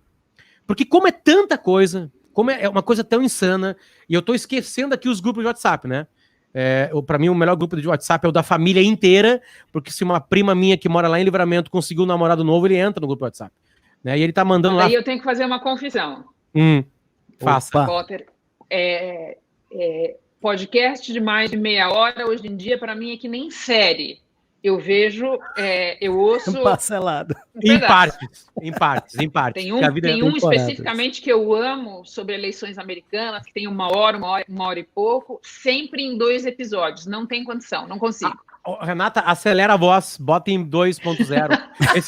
Esses dias alguém descobriu um vídeo meu no Instagram e a pessoa mandou um comentário que foi inacreditável. Falou assim, Potter, finalmente eu conheci a tua voz, eu te escuto há muito tempo. Eu assim, desculpa, como você conheceu a minha voz? Ela assim, não, é que eu nunca coloquei no normal a tua voz em podcast. E eu assim, meu Deus! Mas eu desafio vocês fazerem isso com podcast cearense, tá? Eu desafio. Deve ser complicado, né? Quero ver em outro dialeto. Eu acho que é isso, é a paixão, porque aí tu pode aprofundar. Qual é o espaço que a Renata tem na Rede Globo que ela pode falar 30 minutos de um assunto? Talvez na Globo News, um programa bem específico, né, com mais de uma pessoa. Sim, talvez. O painel talvez caiba isso, tu pode mudar para um assunto só, sei lá. Agora, o podcast não. O podcast tu vai, e ele se aprofunda. Tá muito mais próximo de um livro de qualquer outra coisa. Então, acho que é daqui que vem a paixão, né? De ter esse tempo, de ter, né? De poder dançar. Quero dizer que tem podcaster, produtor aí enlouquecendo, editores enlouquecendo. Você tá falando pro pessoal escutar podcast acelerado, viu? Só para te informar. Alguns haters aí vão aparecer, mas tudo bem. Bom, vocês falaram em WhatsApp, tem uma pergunta do público. A gente entra agora na nossa terceira rodada. Para quem entrou agora, a gente está falando sobre mudanças no mundo em função da pandemia e o jornalismo com isso, e o podcast com isso. Então, nós vamos ter 3 dadas, 2 já se foram. Vamos entrar agora na terceira, perguntas do público. Vocês falaram em WhatsApp e a Adriana pergunta o seguinte: como lidar com a credibilidade do jornalismo em tempos de tias do Zap desacreditarem as mídias tradicionais? Quem pega essa batata quente? Bom, vamos lá, posso começar então? Eu amo minhas tias, todas as minhas tias acertam tudo. Eu poderia entrar nessa, mas só que outro dia eu caí na fake news, aí eu perdi total credibilidade. Então eu não conto mais. Só por conta de uma geladeirinha de uma cerveja. Mas depois eu conto isso. Tem uma tia minha que tá fazendo aniversário hoje, Terezinha, tia T, um beijo, parabéns. E ela é um ótimo exemplo disso, porque ela mandou um áudio agora no meio da pandemia, aí, no primeiro mês, segundo mês, que era um áudio até famoso, que se você cortar cebola e espalhar pela casa, você mata o coronavírus. Então você pega a cebola, deixa os pedacinhos e espalha em todos os cômodos, mas tem que ser em todos os cômodos. E aí o vírus não vai, porque a cebola tem uma propriedade ali que mata todos os vírus. Então, e ela acreditou piamente nisso. Tomara que não recortem só esse trecho que você falou. Tomara. Pela internet, né? Tô dando a receita da cebola aqui. Esse tipo de coisa, Adriana... Tem como colocar marca d'água. Tem. Isso acontece, né? Agora, eu acho assim, eu sempre, quando eu comento esse assunto, eu lembro que o jornalismo tem uma parcela de culpa nisso aí também, né? O jornalismo não é só vítima disso aí. O jornalismo, acho que demorou muito para entender como funcionam as redes sociais e principalmente o WhatsApp, demorou a entender que o WhatsApp era um espaço a ser ocupado com informação, né? A gente tem que lembrar que a gente vive num país que uma fatia muito considerável das pessoas não tem acesso à internet e não tem plano de dados no seu celular. Mas, às vezes, sem ter o plano de dados, tem o acesso ao WhatsApp. Porque tem planos de telefone que você contrata e que ele te dá o Facebook, o WhatsApp de graça, mas você não pode clicar num link para ir ver, você não tem o pacote de dados. Isso é uma fatia muito considerável da população. E eu acho que, principalmente, os políticos entenderam isso antes dos jornalistas. E aí eles ocuparam esse espaço. O jornalismo não ocupou esse espaço do WhatsApp em relação a saber que aquilo ali era um espaço para você produzir notícia também, e não só divulgar notícia também. Porque uma coisa é você mandar no grupo, ouve aqui meu podcast, lê aqui a minha matéria, e nem sempre a pessoa vai conseguir clicar naquele link para ouvir. Então, por exemplo, exemplos que eu sempre cito, como o podcast O Copiou Parente, que é um podcast feito pela Letícia Leite, que é uma jornalista de Brasília, feito para indígenas e povos da floresta. Ele está nas plataformas, está no Spotify, está no Castbox, na Apple, no Google, mas ele é basicamente distribuído via grupos de WhatsApp para aldeias indígenas que têm grupos de WhatsApp. E aí ela chega a milhares de indígenas no país inteiro. O podcast, ela resume as notícias de Brasília que tem a ver com os povos da floresta e manda para eles ouvirem. Olha o que aconteceu em Brasília essa semana que tem a ver com a vida de vocês. Demarcação de terra, projetos que têm a ver com essa questão. Então, assim, o público dela está no WhatsApp e ela manda o arquivo de áudio no WhatsApp. Ela não manda o link para o indígena clicar e ouvir. Você já ouve ali mesmo, porque você tem acesso àquilo. Então, você tem processos de checagem de informação, como você tem as agências de checagem hoje, que também não mandam só o link ali. A checagem, ela vai dentro do WhatsApp, para a pessoa não precisar sair do WhatsApp para ler aquela informação, para saber se é fake, para saber se não é. Então, acho que também o jornalismo, acho que é uma maneira que eu queria só abrir aqui essa discussão a partir da pergunta da Adriana. Eu acho que o jornalismo também demorou muito para entender e acabou perdendo espaço, e hoje o jornalismo está correndo atrasado nessa questão. Muita gente já percebeu a importância, mas o domínio das informações falsas nos grupos de WhatsApp também, na minha opinião, é uma culpa de parcela do jornalismo. Agora, o antídoto também é o jornalismo, né? É você ir atrás e apurar e trazer a informação correta. Então, a gente criou um novo ramo no jornalismo, que é o ramo da checagem, né? Hoje a gente tem agências de checagem que são incríveis e fazem ótimos trabalhos, mas a situação é complexa. Não dá para a gente dizer que o jornalismo é só vítima disso. Ele é a solução para isso, mas por um problema que foi criado também por uma ausência do jornalismo naquele primeiro momento. Legal. Alguém quer complementar, comentar? Passamos só complementar o Rodrigo e concordando, eu acho, Adriana, que facilita um pouco para o jornalista se ele entender que não há retorno dessa situação. Há apenas a aplicação do antídoto, para usar a expressão do Rodrigo, e isso passou a ser um ingrediente permanente do teu trabalho. É como se, esquece, para sempre você estará apurando notícia, apurando uma história e ajudando a desfazer uma inverdade, a desfazer uma desinformação praticamente ao mesmo tempo e às vezes na mesma história. Às vezes você vai fazer isso sozinho, às vezes você vai fazer isso com colegas teus que se especializaram nisso, o pessoal não só o pessoal das agências de checagem, mas o pessoal que trabalha com você e faz isso. Eu cito o exemplo do Fato ou Fake, pilotado pelo G1, mas a coisa chegou a um ponto e a situação evoluiu para um ponto que não é mais o trabalho de um ou outro. Você vai ter que ter esse chip incorporado em você o tempo inteiro, no que você estiver fazendo. Quer dizer, como é que eu faço para que essa informação que eu estou apurando chegue inteira para as pessoas? E se ela eventualmente não chegar, que providência eu tenho que tomar? A gente vai estar permanentemente, eu acho, vestindo um santo e desvestindo o outro, entendeu? Chegou para mim, né? Eu tenho um padrão. Chegou no grupo WhatsApp, é sucesso. É sucesso. Sim. Por exemplo, uma experiência que agora eu lembrei aqui.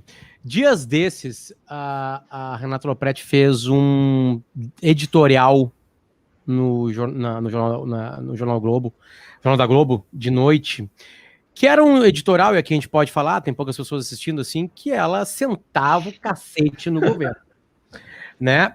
Aí, beleza. Aí, de vez em quando eu entro no grupo da família, porque foi no grupo da família que eu descobri que o Bolsonaro ia ganhar. E eu falei isso e todo mundo não sabe de nada. Porque nós, jornalistas, vivemos uma bolha, infelizmente. Né? Romper a bolha é bem complicado. Na pandemia, mais ainda. Né? Mas a gente vive numa bolha. Ninguém em redação imaginava que o Bolsonaro ia ganhar. A gente olhava aquelas cenas do hoje presidente chegando nos aeroportos e falava, não, isso aí é aqueles caras ali só. Né? Mito. Agora a gente olha para trás, putz, estava tudo na nossa cara. Mas foi no grupo da minha família, onde não é uma bolha, onde entrar no grupo é ser da família, e aí são diversas maneiras que coloca alguém ali, como eu já disse aqui. Se a minha prima mudou de namorado, sai um namorado, entra outro namorado. E ele tá ali participando e tudo certo, né? E aí um dia chegou no grupo da família o vídeo recortado, né? O vídeo recortado daquele editorial da Renata, né? Bem recordadinho. Certamente não foi a Renata, certamente não foram os filhos da Renata, a gente tem certeza disso agora, né? Que não foram eles, se não fosse o podcast, né? Não foram eles. Alguém viu, alguém baixou, alguém recortou, alguém editou, alguém colocou no WhatsApp e se espalhou, né? Só que eu fico pensando, a gente acha isso muito legal, né? Pô, chegou no grupo de WhatsApp. Só que o original da Renata chegou em milhões de pessoas. Milhões de pessoas. Né? Óbvio que a gente está tendo uma discussão sobre podcasts, né? Mas assim, e aí eu até queria dividir isso com vocês, assim, a sensação que eu tenho é que o jornalismo, tirando de televisão, onde todo mundo tem uma televisão, onde as audiências são gigantescas, principalmente na Rede Globo, ele sempre foi nichado de alguma maneira. Né? E aí a gente pega as estatísticas mesmo. Né? Esses dias eu vi um vídeo muito legal do Thiago Leifert criticando as manchetes de Thiago Leifert. Não, internautas criticam Thiago Leifert sobre tal assunto. Ele assim, gente, internautas. Aí ele começou a fazer esmiuçar o número. Tinha 10 mil citações no Twitter. Das 10 mil, um monte podia ser bot. Né? Ele foi chegando, deu 1.500 pessoas. Em 200 milhões de pessoas? Estatisticamente é meio até grosseiro, né, colocar uma manchete assim, né? Mas então, talvez se você pegar o pessoal de TV, né? Então, não, é aí que eu quero chegar, né? Tipo assim, essa é a diferença, entende? Em cima dessa pergunta, né, que a Adriana faz, né? Talvez as tias de WhatsApp, elas sejam imbatíveis. Talvez elas sejam imbatíveis. A gente nunca vai conseguir adentrar naquilo ali. No grupo de WhatsApp, não. As nossas outras armas são outras. Mas, assim, mainstream ainda. Jornal de papel, a gente sabe os números. A Renata trabalhou. Sei lá, 150 mil assinantes de 0 hora. Tem 11 milhões de gaúchos. Faz a regra de 3. Tá, 2 pessoas leem na casa. Dobramos para 200 mil. Eu tô sendo muito amigo do jornal agora. Né? Só que quem lê é quem decide. Quem lê é quem tem poder. Quem lê é quem toma decisões. Eu acho que é essa a diferença, assim, sabe? Eu acho que o WhatsApp, os grupos de WhatsApp e essa clássica frase, tios e tias de WhatsApp, do Zap, trouxeram um Brasil pra gente que estava um pouco afastado de alguma maneira. Não da TV, né? Mas sim, talvez do rádio, sim, né? Obviamente das novas mídias, né? A mesma coisa, alguém tem 100 mil seguidores, são 200 milhões de brasileiros, né? Tipo, eu não tô trazendo certezas, tá? Eu tô trazendo só um cheiro para vocês, assim, sabe? Que eu fico de vez em quando pensando, e agora transformei isso num pensamento mais alto. Aparentemente, nosso trabalho, ele vai chegar, ele vai curar algumas informações mal colocadas, né? Mas, assim, eu não sei se um dia a gente vai ganhar das tias e dos tios do Zap. Eu acho que é bem complicado de entrar. Até porque se alguém já entrou numa discussão num grupo de família, sabe que o caminho é alguém aparecer ali, tia Elaine saiu do grupo. Né? Tipo assim, né? Porque é complicado esse... E ali tem a palavra escrita, é uma coisa meio estranha, né? Folha da Manhã é um sucesso no grupo da família. É um sucesso, você sabe? E aí, como é que a gente faz? Né? Só é complicado. fazer um comentário bem rápido sobre isso. Eu tô com o Potter, eu acho que a gente perdeu essa batalha aí, tá? Mas tem outras batalhas a serem conquistadas ainda nessa guerra aí. Não é uma crítica, até porque a gente está resolvendo esse ponto. Acredito que por conta talvez mais da TV do que do rádio e tudo, a gente passou muito tempo subindo o nosso nível, assim, subindo o nível de comunicação. que é que eu quero dizer? Parecia cada vez mais difícil com relação, principalmente ao conteúdo noticioso, parecia mais difícil o acesso das massas. Será que estou viajando muito aqui? Será que o Tirolipa, puxando aqui para minha terrinha, será que o Tirolipa não conseguiria comunicar uma mega notícia e vencer as tias do WhatsApp? Provavelmente sim, mas nunca o Tirolipa iria, nem ele, lidar com notícias, tampouco quem lida com notícias iria aceitá-lo como tal. Então o que eu acredito é que a gente passou muito tempo subindo o nível assim, da nossa voz, muito tempo. E essas novas mídias, é por isso que não é mais uma crítica isso seria uma crítica, acredito que há 3 anos, mas hoje eu acredito que essas novas mídias, como temos, por exemplo, a Gabriela Prioli ali, bombando ali no YouTube, conseguindo falar de maneira que mais gente consiga também entender, e vários outros nomes, nisso eu incluo até nomes famigerados que eu não vou citar, mas conseguindo se conectar de alguma forma, eu acredito que existe uma segunda batalha que a gente pode vencer por aí, sabe? A gente pode vencer quando, por mais que o nível seja alto, agora a gente vai lá embaixo, dar uma conversada com a galera e subir junto com eles. Não primeiro subir esperando que os demais subam, porque não vão subir. Não vão. Só se a gente for lá puxar. É que a minha mãe conhece a Renata Lopretti. E a minha mãe não tem a mínima ideia de quem é a Gabriela Prioli. A mínima ideia. Vamos para mais uma pergunta do público. Vamos lá. Pergunta para Renata.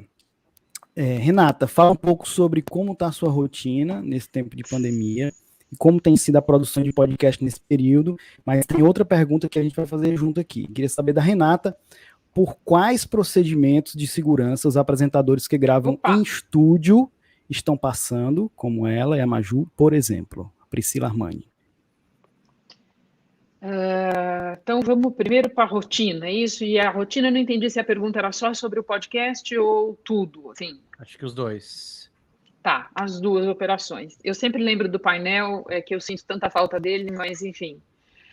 Bom, os meus horários são bem absurdos, assim, é uma ironia do destino, porque eu sou de natureza uma pessoa bastante diurna e me transformaram numa coruja, né? Então, hoje em dia eu faço uma operação que acaba muito, muito tarde, e como eu não estou operando dentro de casa, eu estou operando um monte de coisa dentro de casa, mas como eu estou indo todo dia para a televisão para fazer o jornal, porque o Jornal da Globo precisa ser feito de lá, então a minha operação diária, ela termina muito, muito tarde. E hoje em dia mais tarde ainda, porque quando você volta para casa, você põe aí mais 1 hora de desinfecção, banhos, limpeza das coisas, porque você fica preocupado, obviamente, com as pessoas que estão dentro de casa e que não estão fazendo a vida que você está fazendo. Então, a minha operação termina muito tarde. Hoje em dia, minha operação termina por volta... Qual o número, Renata? Muito tarde? 4 da manhã? 5 da manhã? E tenho até constrangimento de falar, mas é uma coisa do tipo 3h30, 3h30. Eu diria para você que hoje em dia, quando o dia tá bom, quando as coisas dão muito certo, 3 horas eu tô de olho fechado. Quando a coisa não dá muito certo, umas 3h30 eu tô de olho fechado. Tá? Renata, desculpa te interromper, mas se for para servir para te acalmar, minha mãe, todo dia, ela tá muito preocupada com o horário que você vai dormir. Tá? Todo dia ela comenta, ai meu Deus, que hora que essa mulher vai dormir, gente? Tão tarde aqui. Olha, o Rafael, manda um grande abraço para ela pelo seguinte, a minha mãe, enquanto viveu, se preocupou muito com esse horário que eu ia dormir, e hoje eu tenho a sensação, não, mas quem está vendo isso? Quem está preocupado comigo? Então você manda um abraço para ela. Minha mãe, Dona Graça, aqui de Fortaleza, muito preocupada. Abraço para Dona Graça. Olha só que estranho, eu comecei por onde acaba, né? Em vez de começar, porque é muito significativo, assim, e é significativo também porque eu preciso dormir um tanto para ficar operante no dia seguinte, porque eu não sei quantas das pessoas aqui, das pessoas que nos acompanham, fazem entender, mas televisão é um trabalho muito físico. Uma vez eu vi o Seinfeld falando isso numa entrevista, e embora o meu negócio seja jornalismo e não entretenimento, eu entendi na hora, quando perguntaram para ele por que ele cansou, por que ele chegou a coisa que era a hora de parar, que ele falou que televisão é uma coisa muito física, e é mesmo. Então eu preciso dormir um tanto para funcionar no dia seguinte. Mas eu não posso dormir demais, porque senão eu não faço as outras coisas. Então eu diria que eu consigo ir até umas 9h30, mais ou menos. E quando eu ponho o pé para fora da cama, eu já estou na operação do podcast, no grupo de Zap do podcast, tá? E a operação do pod é muito dinâmica, porque a gente tem muito uma vontade, uma ambição de ficar na pauta, ficar no centro da pauta do dia. Então, a gente, muitos dias, começa embicando para um lado e muda de ideia, vai fazer outro episódio. Alguns desses que foram abandonados podem ser aproveitados depois, outros a ideia fica lá. Eu costumo brincar que é o seguinte, o único problema que a gente não tem é falta de assunto. Quando avisaram ali para o pessoal da TV que o assunto ia ser um podcast diário, os colegas ficaram de olho arregalado, porque todos os outros pods eram semanais ou tinham uma periodicidade até mais elástica. Quando falaram assim, mas é todo dia? E sim, é todo dia, de segunda a sexta. Às vezes a gente faz até episódio extra no sábado, quando a notícia cai na nossa cabeça na sexta-feira. E eu preciso estar em operação umas 9h30 para fazer isso, porque daí a gente já começa a afinar a pauta, afinar quem a gente vai chamar. Embora o assunto tenha um aspecto de revelar um pouco do bastidor do trabalho jornalístico, nada que se compare ao magnífico trabalho que o Rodrigo faz no Vida, mas a gente tem um pouco essa ambição, então a gente sempre tem um convidado que é o jornalista daquele beat, o jornalista daquele assunto. A gente tem muito também aquela coisa, puxando para o que o Potter tinha falado, de ouvir o especialista, assim, eu vou perguntar para quem sabe. Então, nós fazemos vários modelos diferentes de episódio, mas eu diria para você que o mais recorrente é um modelo que tem 2 entrevistas, uma entrevista com um jornalista, uma entrevista com um especialista, que hoje em dia é muito da área médica, da área da análise de dados da pandemia e tal, porque tem muito episódio sobre corona e, no fundo, quase todos passam pelo corona, até os de política.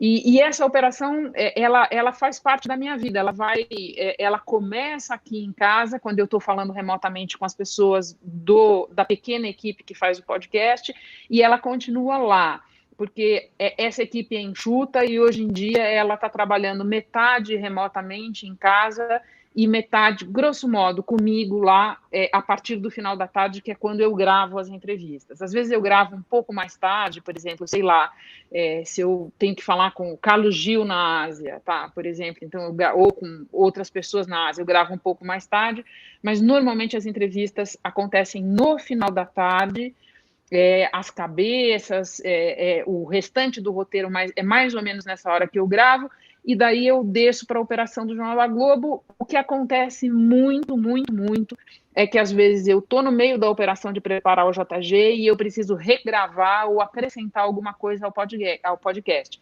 E daí é a coisa mais divertida e maluca do mundo, porque o jeito você rapidamente aprende que a maneira de falar no jornal é uma, a maneira de falar no podcast é outra, por vários motivos, mas basicamente porque no podcast você está falando muitas vezes literalmente no ouvido da pessoa. Então já me aconteceu de entrar numa cabine de off para gravar na sequência a escalada do Jornal da Globo e uma cabeça que tinha faltado no podcast. E, de repente, a pessoa que está na ilha vira para mim e fala assim, não, Renata, não, você está confundindo, você está manchetando a cabeça do podcast e está começando a escalada do Jornal da Globo, e daí eu faço isso. Moral da história, é um dia muito comprido, que até o final da tarde tem a operação do podcast entrando no meio de tudo, até da faxina, quando eu estou aqui em casa, e quando eu estou já lá na TV, no estúdio de gravação, e que, a partir da noite, é uma operação que é basicamente a do JG, e o podcast entra no meio dela, assim, quando ele pode, do jeito que ele pode, como eu consigo. Respondi ou faltou alguma coisa? Acho que Não, faltou os procedimentos de segurança, né?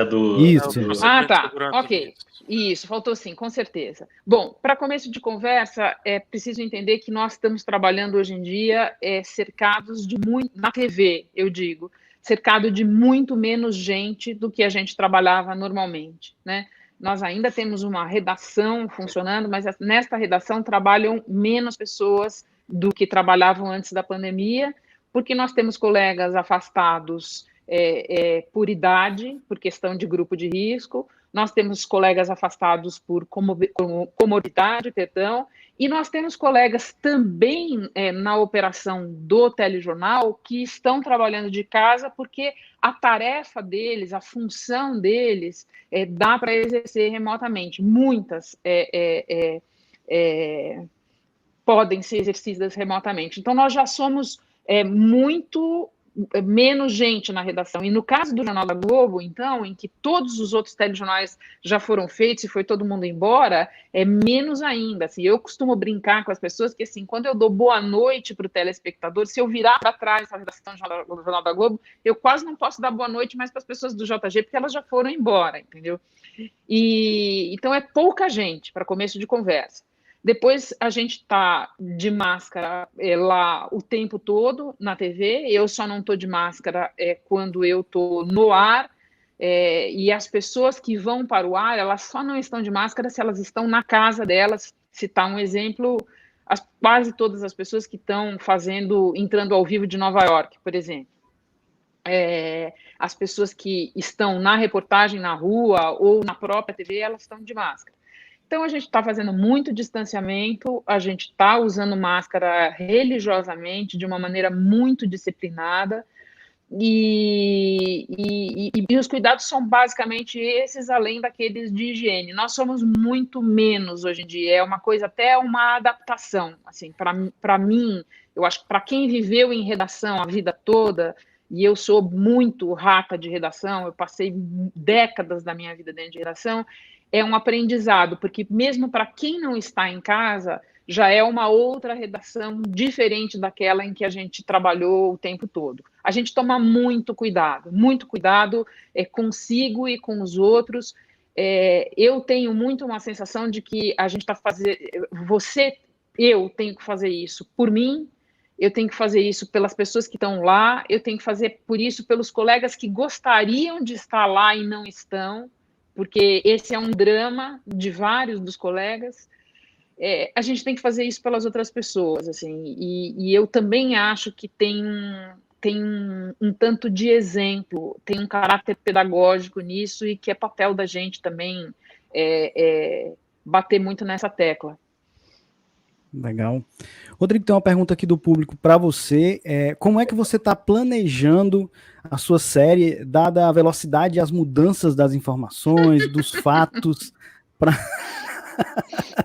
A gente se falou para combinar algumas coisas do painel, era mais ou menos 23 horas e 30 minutos. Eu já estava pelas tabelas e o Rodrigo, não, meu dia começou agora, pode ligar. Tudo bem. Então, ele é notívago. Notívago, né? Como é que está esse planejamento, né? Você fez um redirecionamento do vida de jornalista, você também trabalha, né? Você tem a sua atividade de redação também e tem o vida de jornalista. Como é que você está planejando as temáticas diante de uma mudança tão rápida dos fatos? Porque o jornalismo precisa de um tempo maior, né? E como você é uma equipe, né? E a Renata depois ela pode falar como é a equipe dela, porque eu acho que as pessoas têm curiosidade, né? Um podcast diário dentro de um grande grupo, ela pode falar daqui a pouco, mas você é uma equipe, como é que funciona? A minha equipe tem cerca de uma pessoa, que sou eu mesmo, e ao contrário da Renata, eu sempre fui muito mais da noite, assim, de trabalhar à noite, até porque nos últimos anos eu venho também trabalhando com o basquete, né? E os jogos de basquete são à noite, então isso é parecido com o trabalho da Renata, né? O horário de trabalho dela na TV é à noite, o meu também. Então, às vezes, acaba jogo 3 horas da manhã. Então, eu já tenho muito esse hábito de dormir muito tarde. É muito comum eu ir dormir 5h30, 6 horas da manhã, muito comum. Assim, isso acontece, sei lá, 3, 4 vezes por semana. Mas eu tenho um privilégio de poder acordar tarde também. Eu não preciso acordar 9h30, como a Renata acorda. Então eu posso acordar 11 horas, 11h30, às vezes meio-dia. Isso na minha rotina mesmo no Sport TV, porque eu estico muito até a madrugada, mas eu não preciso estar acordado de manhã. Então, para mim, é mais difícil você me perguntar assim, como é que é o mundo 9 horas da manhã? Não sei nem qual é a cor do céu. Mas se você perguntar como é o mundo às 4h30 da manhã, eu sei. Então, para mim, o que mudou foi que a temporada, o Vida agora está na segunda temporada, e ela foi totalmente bagunçada, né? A pandemia chegou quando eu estava no segundo episódio, e a minha ideia era fazer... Eu tenho episódios toda semana, né? Toda quarta-feira. A minha ideia era fazer a cada mês 3 episódios de entrevistas, né? De conversas com jornalistas, e um episódio mais narrativo, mais temático, mais aprofundado, como se fosse uma reportagem mesmo, um pequeno documentário ali em áudio. Como a pandemia tomou de assalto, eu acabei abandonando por alguns meses as entrevistas e eu passei a fazer só episódios narrativos. E isso aconteceu ao longo dos últimos meses, o que também foi, de certa forma, um privilégio, porque o meu trabalho no Sport TV não estava tomando tanto tempo, porque os jogos estavam parados. Então, eu consegui me dedicar mais ao Vida de Jornalista, à edição, porque um episódio narrativo, para editar, demora muito mais tempo, é uma coisa mais complexa, e eu cuido de todo o processo sozinho, então eu realmente preciso de tempo. Mas eu consegui fazer isso porque eu não estava precisando me dedicar na mesma escala de horas ao trabalho no Sport TV. Agora, com o Sport TV voltando, eu talvez tenha que adaptar isso de novo, mas eu já estou retomando um pouco os podcasts, os episódios de entrevista 1 a 1. Antes de entrar aqui, eu acabei de gravar uma entrevista com a Flávia Oliveira, que é o episódio que vai ao ar quarta-feira, que a gente já estava tentando marcar um tempão e hoje a gente finalmente conseguiu. Então, é uma conversa, eu e Flávia. É claro que eu sempre vou tentar colocar na edição ilustrações de áudio para tentar fazer uma coisa um pouco mais narrativa, mas vai ser um episódio de entrevista. Então isso tem acontecido. E o tema, eu fiquei durante uns 2, quase 3 meses em cima da cobertura da pandemia. De um mês para cá, eu comecei a sair um pouco. Que eu percebi isso um pouco nas respostas do público, que as pessoas também estavam precisando dar uma respirada. E eu vi sobre outros assuntos, sobre jornalismo, mas não necessariamente a cobertura da pandemia.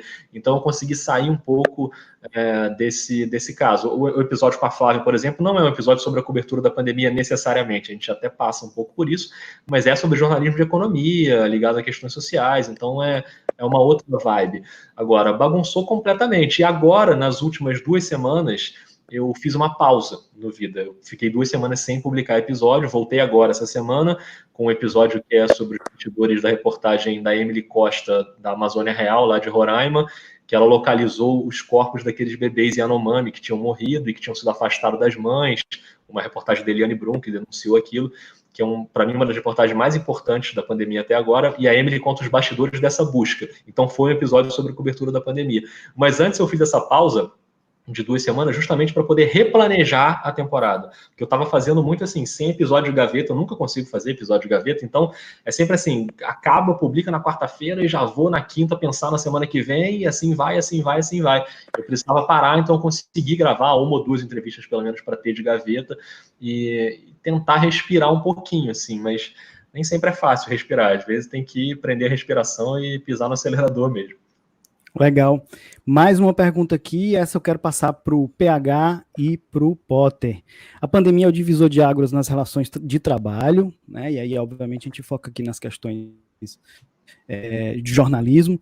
Vocês acreditam que esse impacto é definitivo? Eu não sei se nas relações de trabalho ou nas redações, enfim.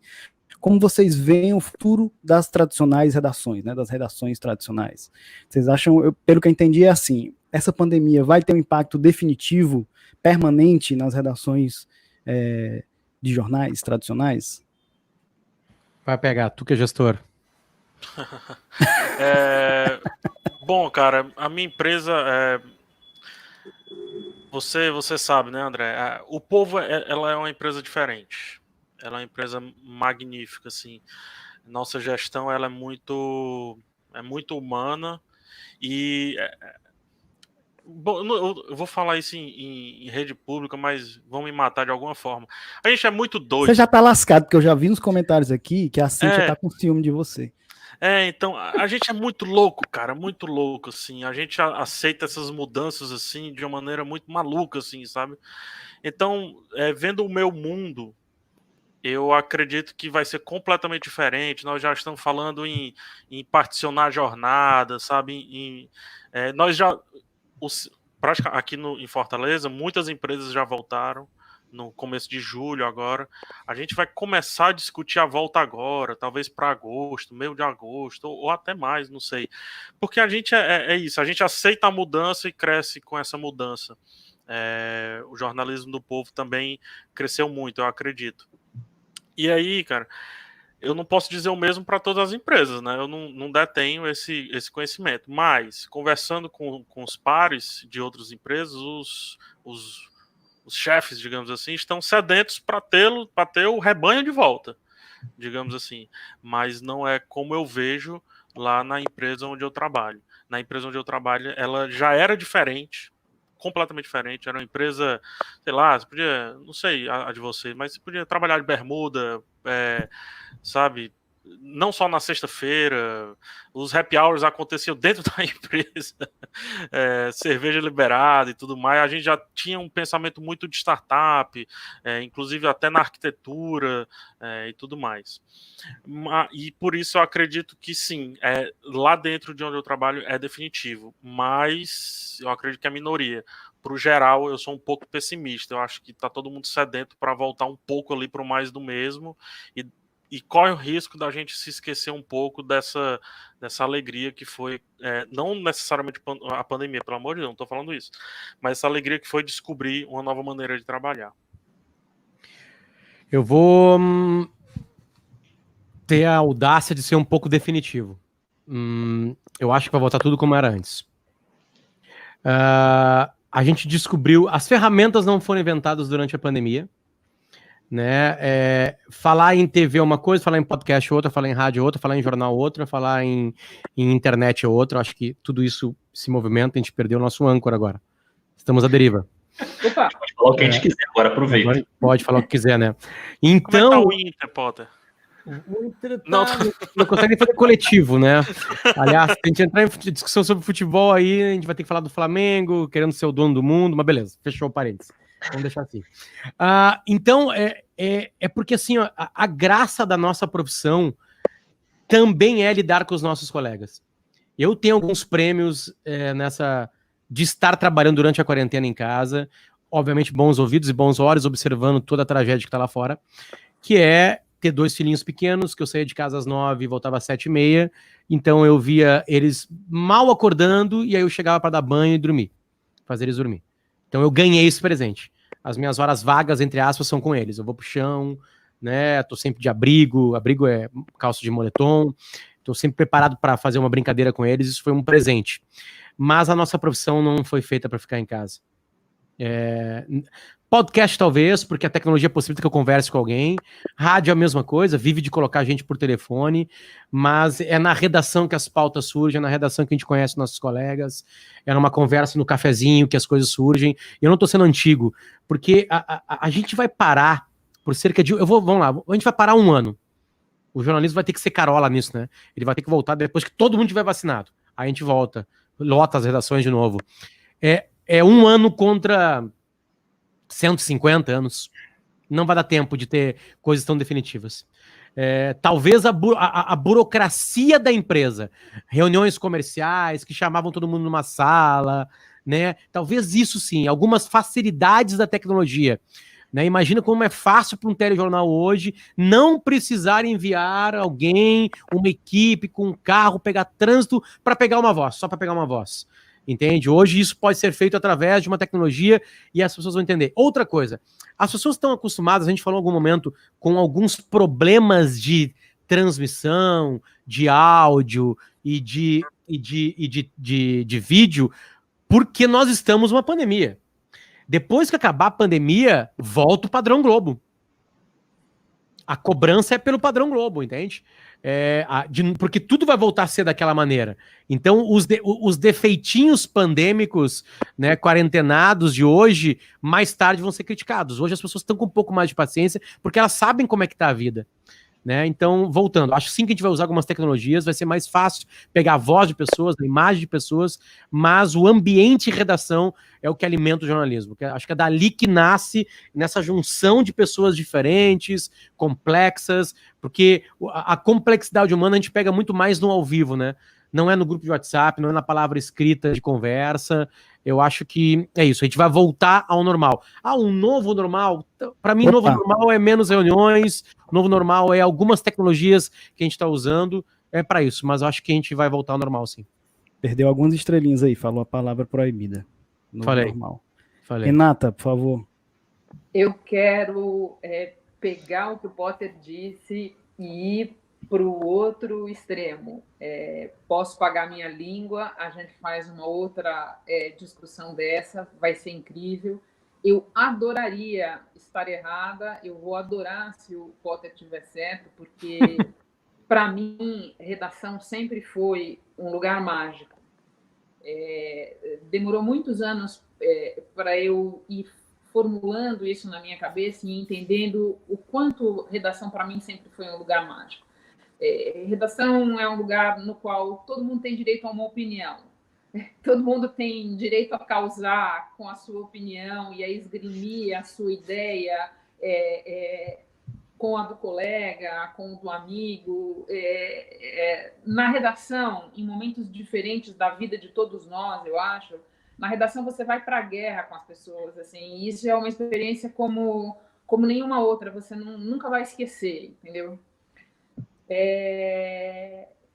Eu acho muito difícil, Potter, muito difícil que a gente simplesmente volte para uma situação anterior, simplesmente anterior. Porque eu acho que vai mudar nas outras áreas também, e porque eu acho que a gente não vai ser tão diferente dos outros assim. Acho que as pedras estão todas cantadas, está mais ou menos visível o que vai acontecer com escritórios, com grandes aglomerados de pessoas trabalhando no mesmo lugar para uma mesma empresa. Eu acho que, por mais que o nosso negócio tenha especificidades, o nosso ofício, eu acho que ele se beneficia tremendamente dessa reunião que você falava. Eu não consigo ver as coisas simplesmente retornando para como eram antes da pandemia. Como em tantos outros aspectos, todo mundo fala isso todo dia a respeito de muitas coisas, e é verdade. A pandemia, na verdade, veio a acentuar mudanças e processos que já estavam acontecendo. Acelerar, né?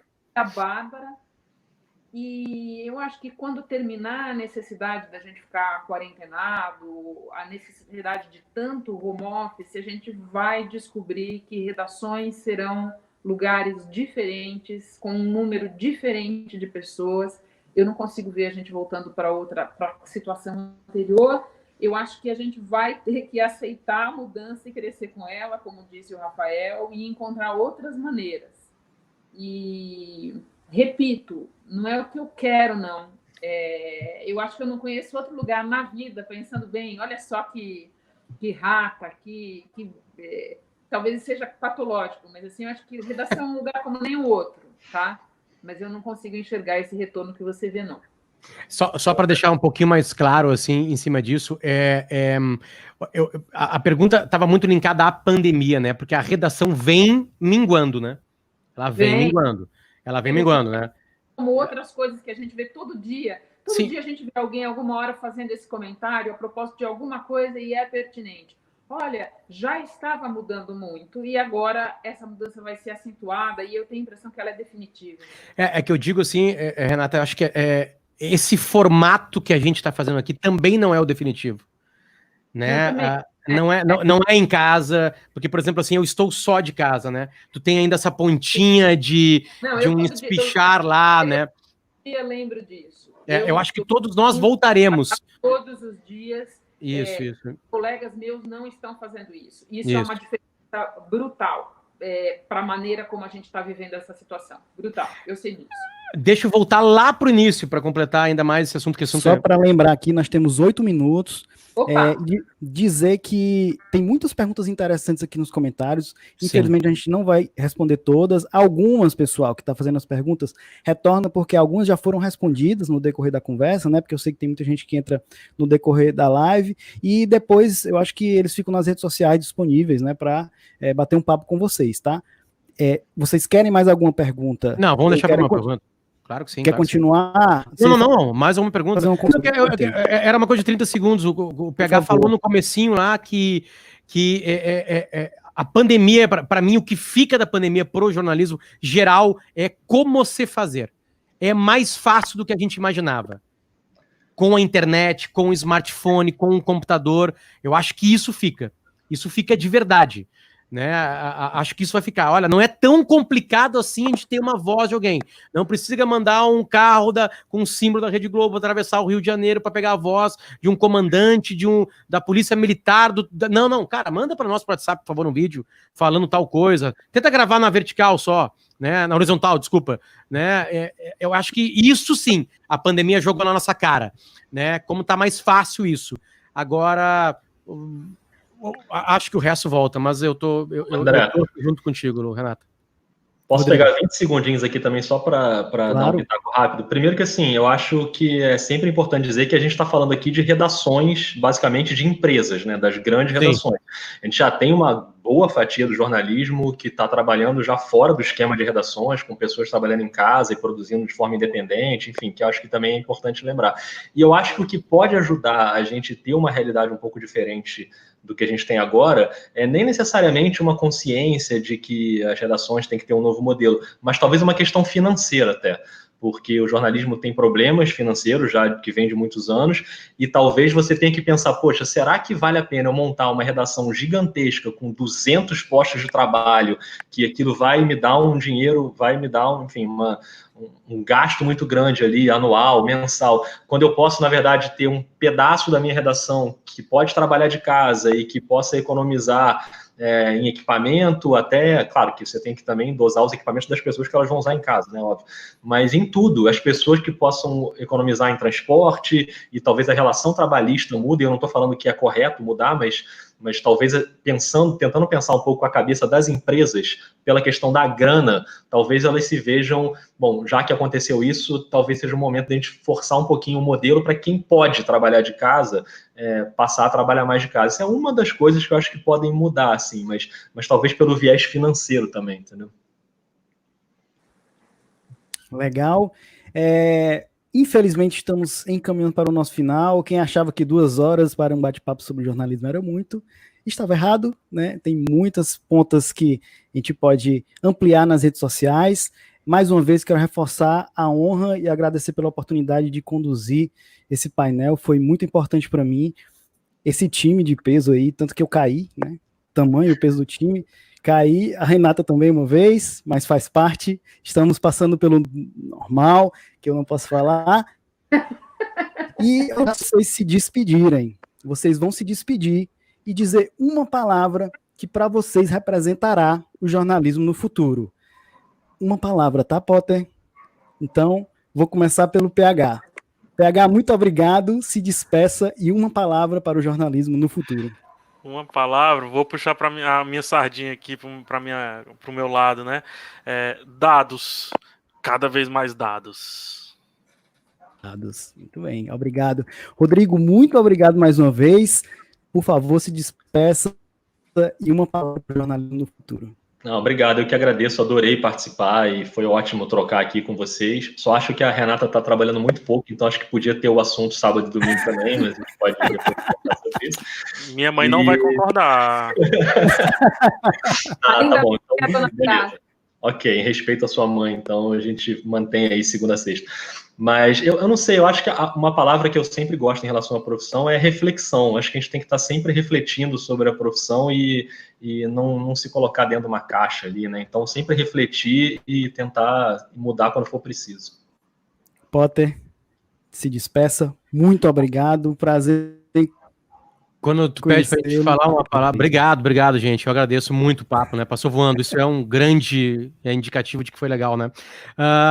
Eu tava pensando em algo próximo de leveza, mas é complicado. Quando tu encurta tanto assim, André, fica complicado pra gente. Eu não consigo encontrar uma palavra, mas assim, mas já que cada um puxou um pouquinho pro seu canto, assim, eu acho que linguagem talvez seja uma palavra interessante, né? Como chegar, né? Nesse sentido, linguagem de como chegar em mais gente, como romper bolhas.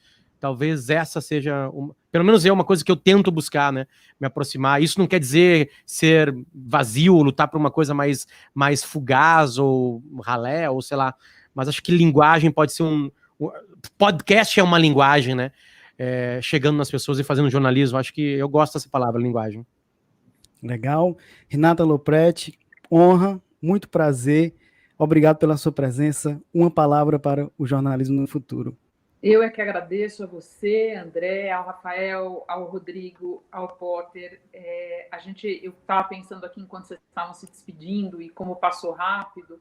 A gente está fazendo tanta coisa ao mesmo tempo que a gente pelo menos eu, não estou tendo o tempo necessário para fazer isso que a gente fez aqui e que é uma delícia, é o sal da terra, que é refletir sobre o ofício, refletir sobre a profissão. Então, eu tenho que agradecer a vocês, a quem nos acompanhou.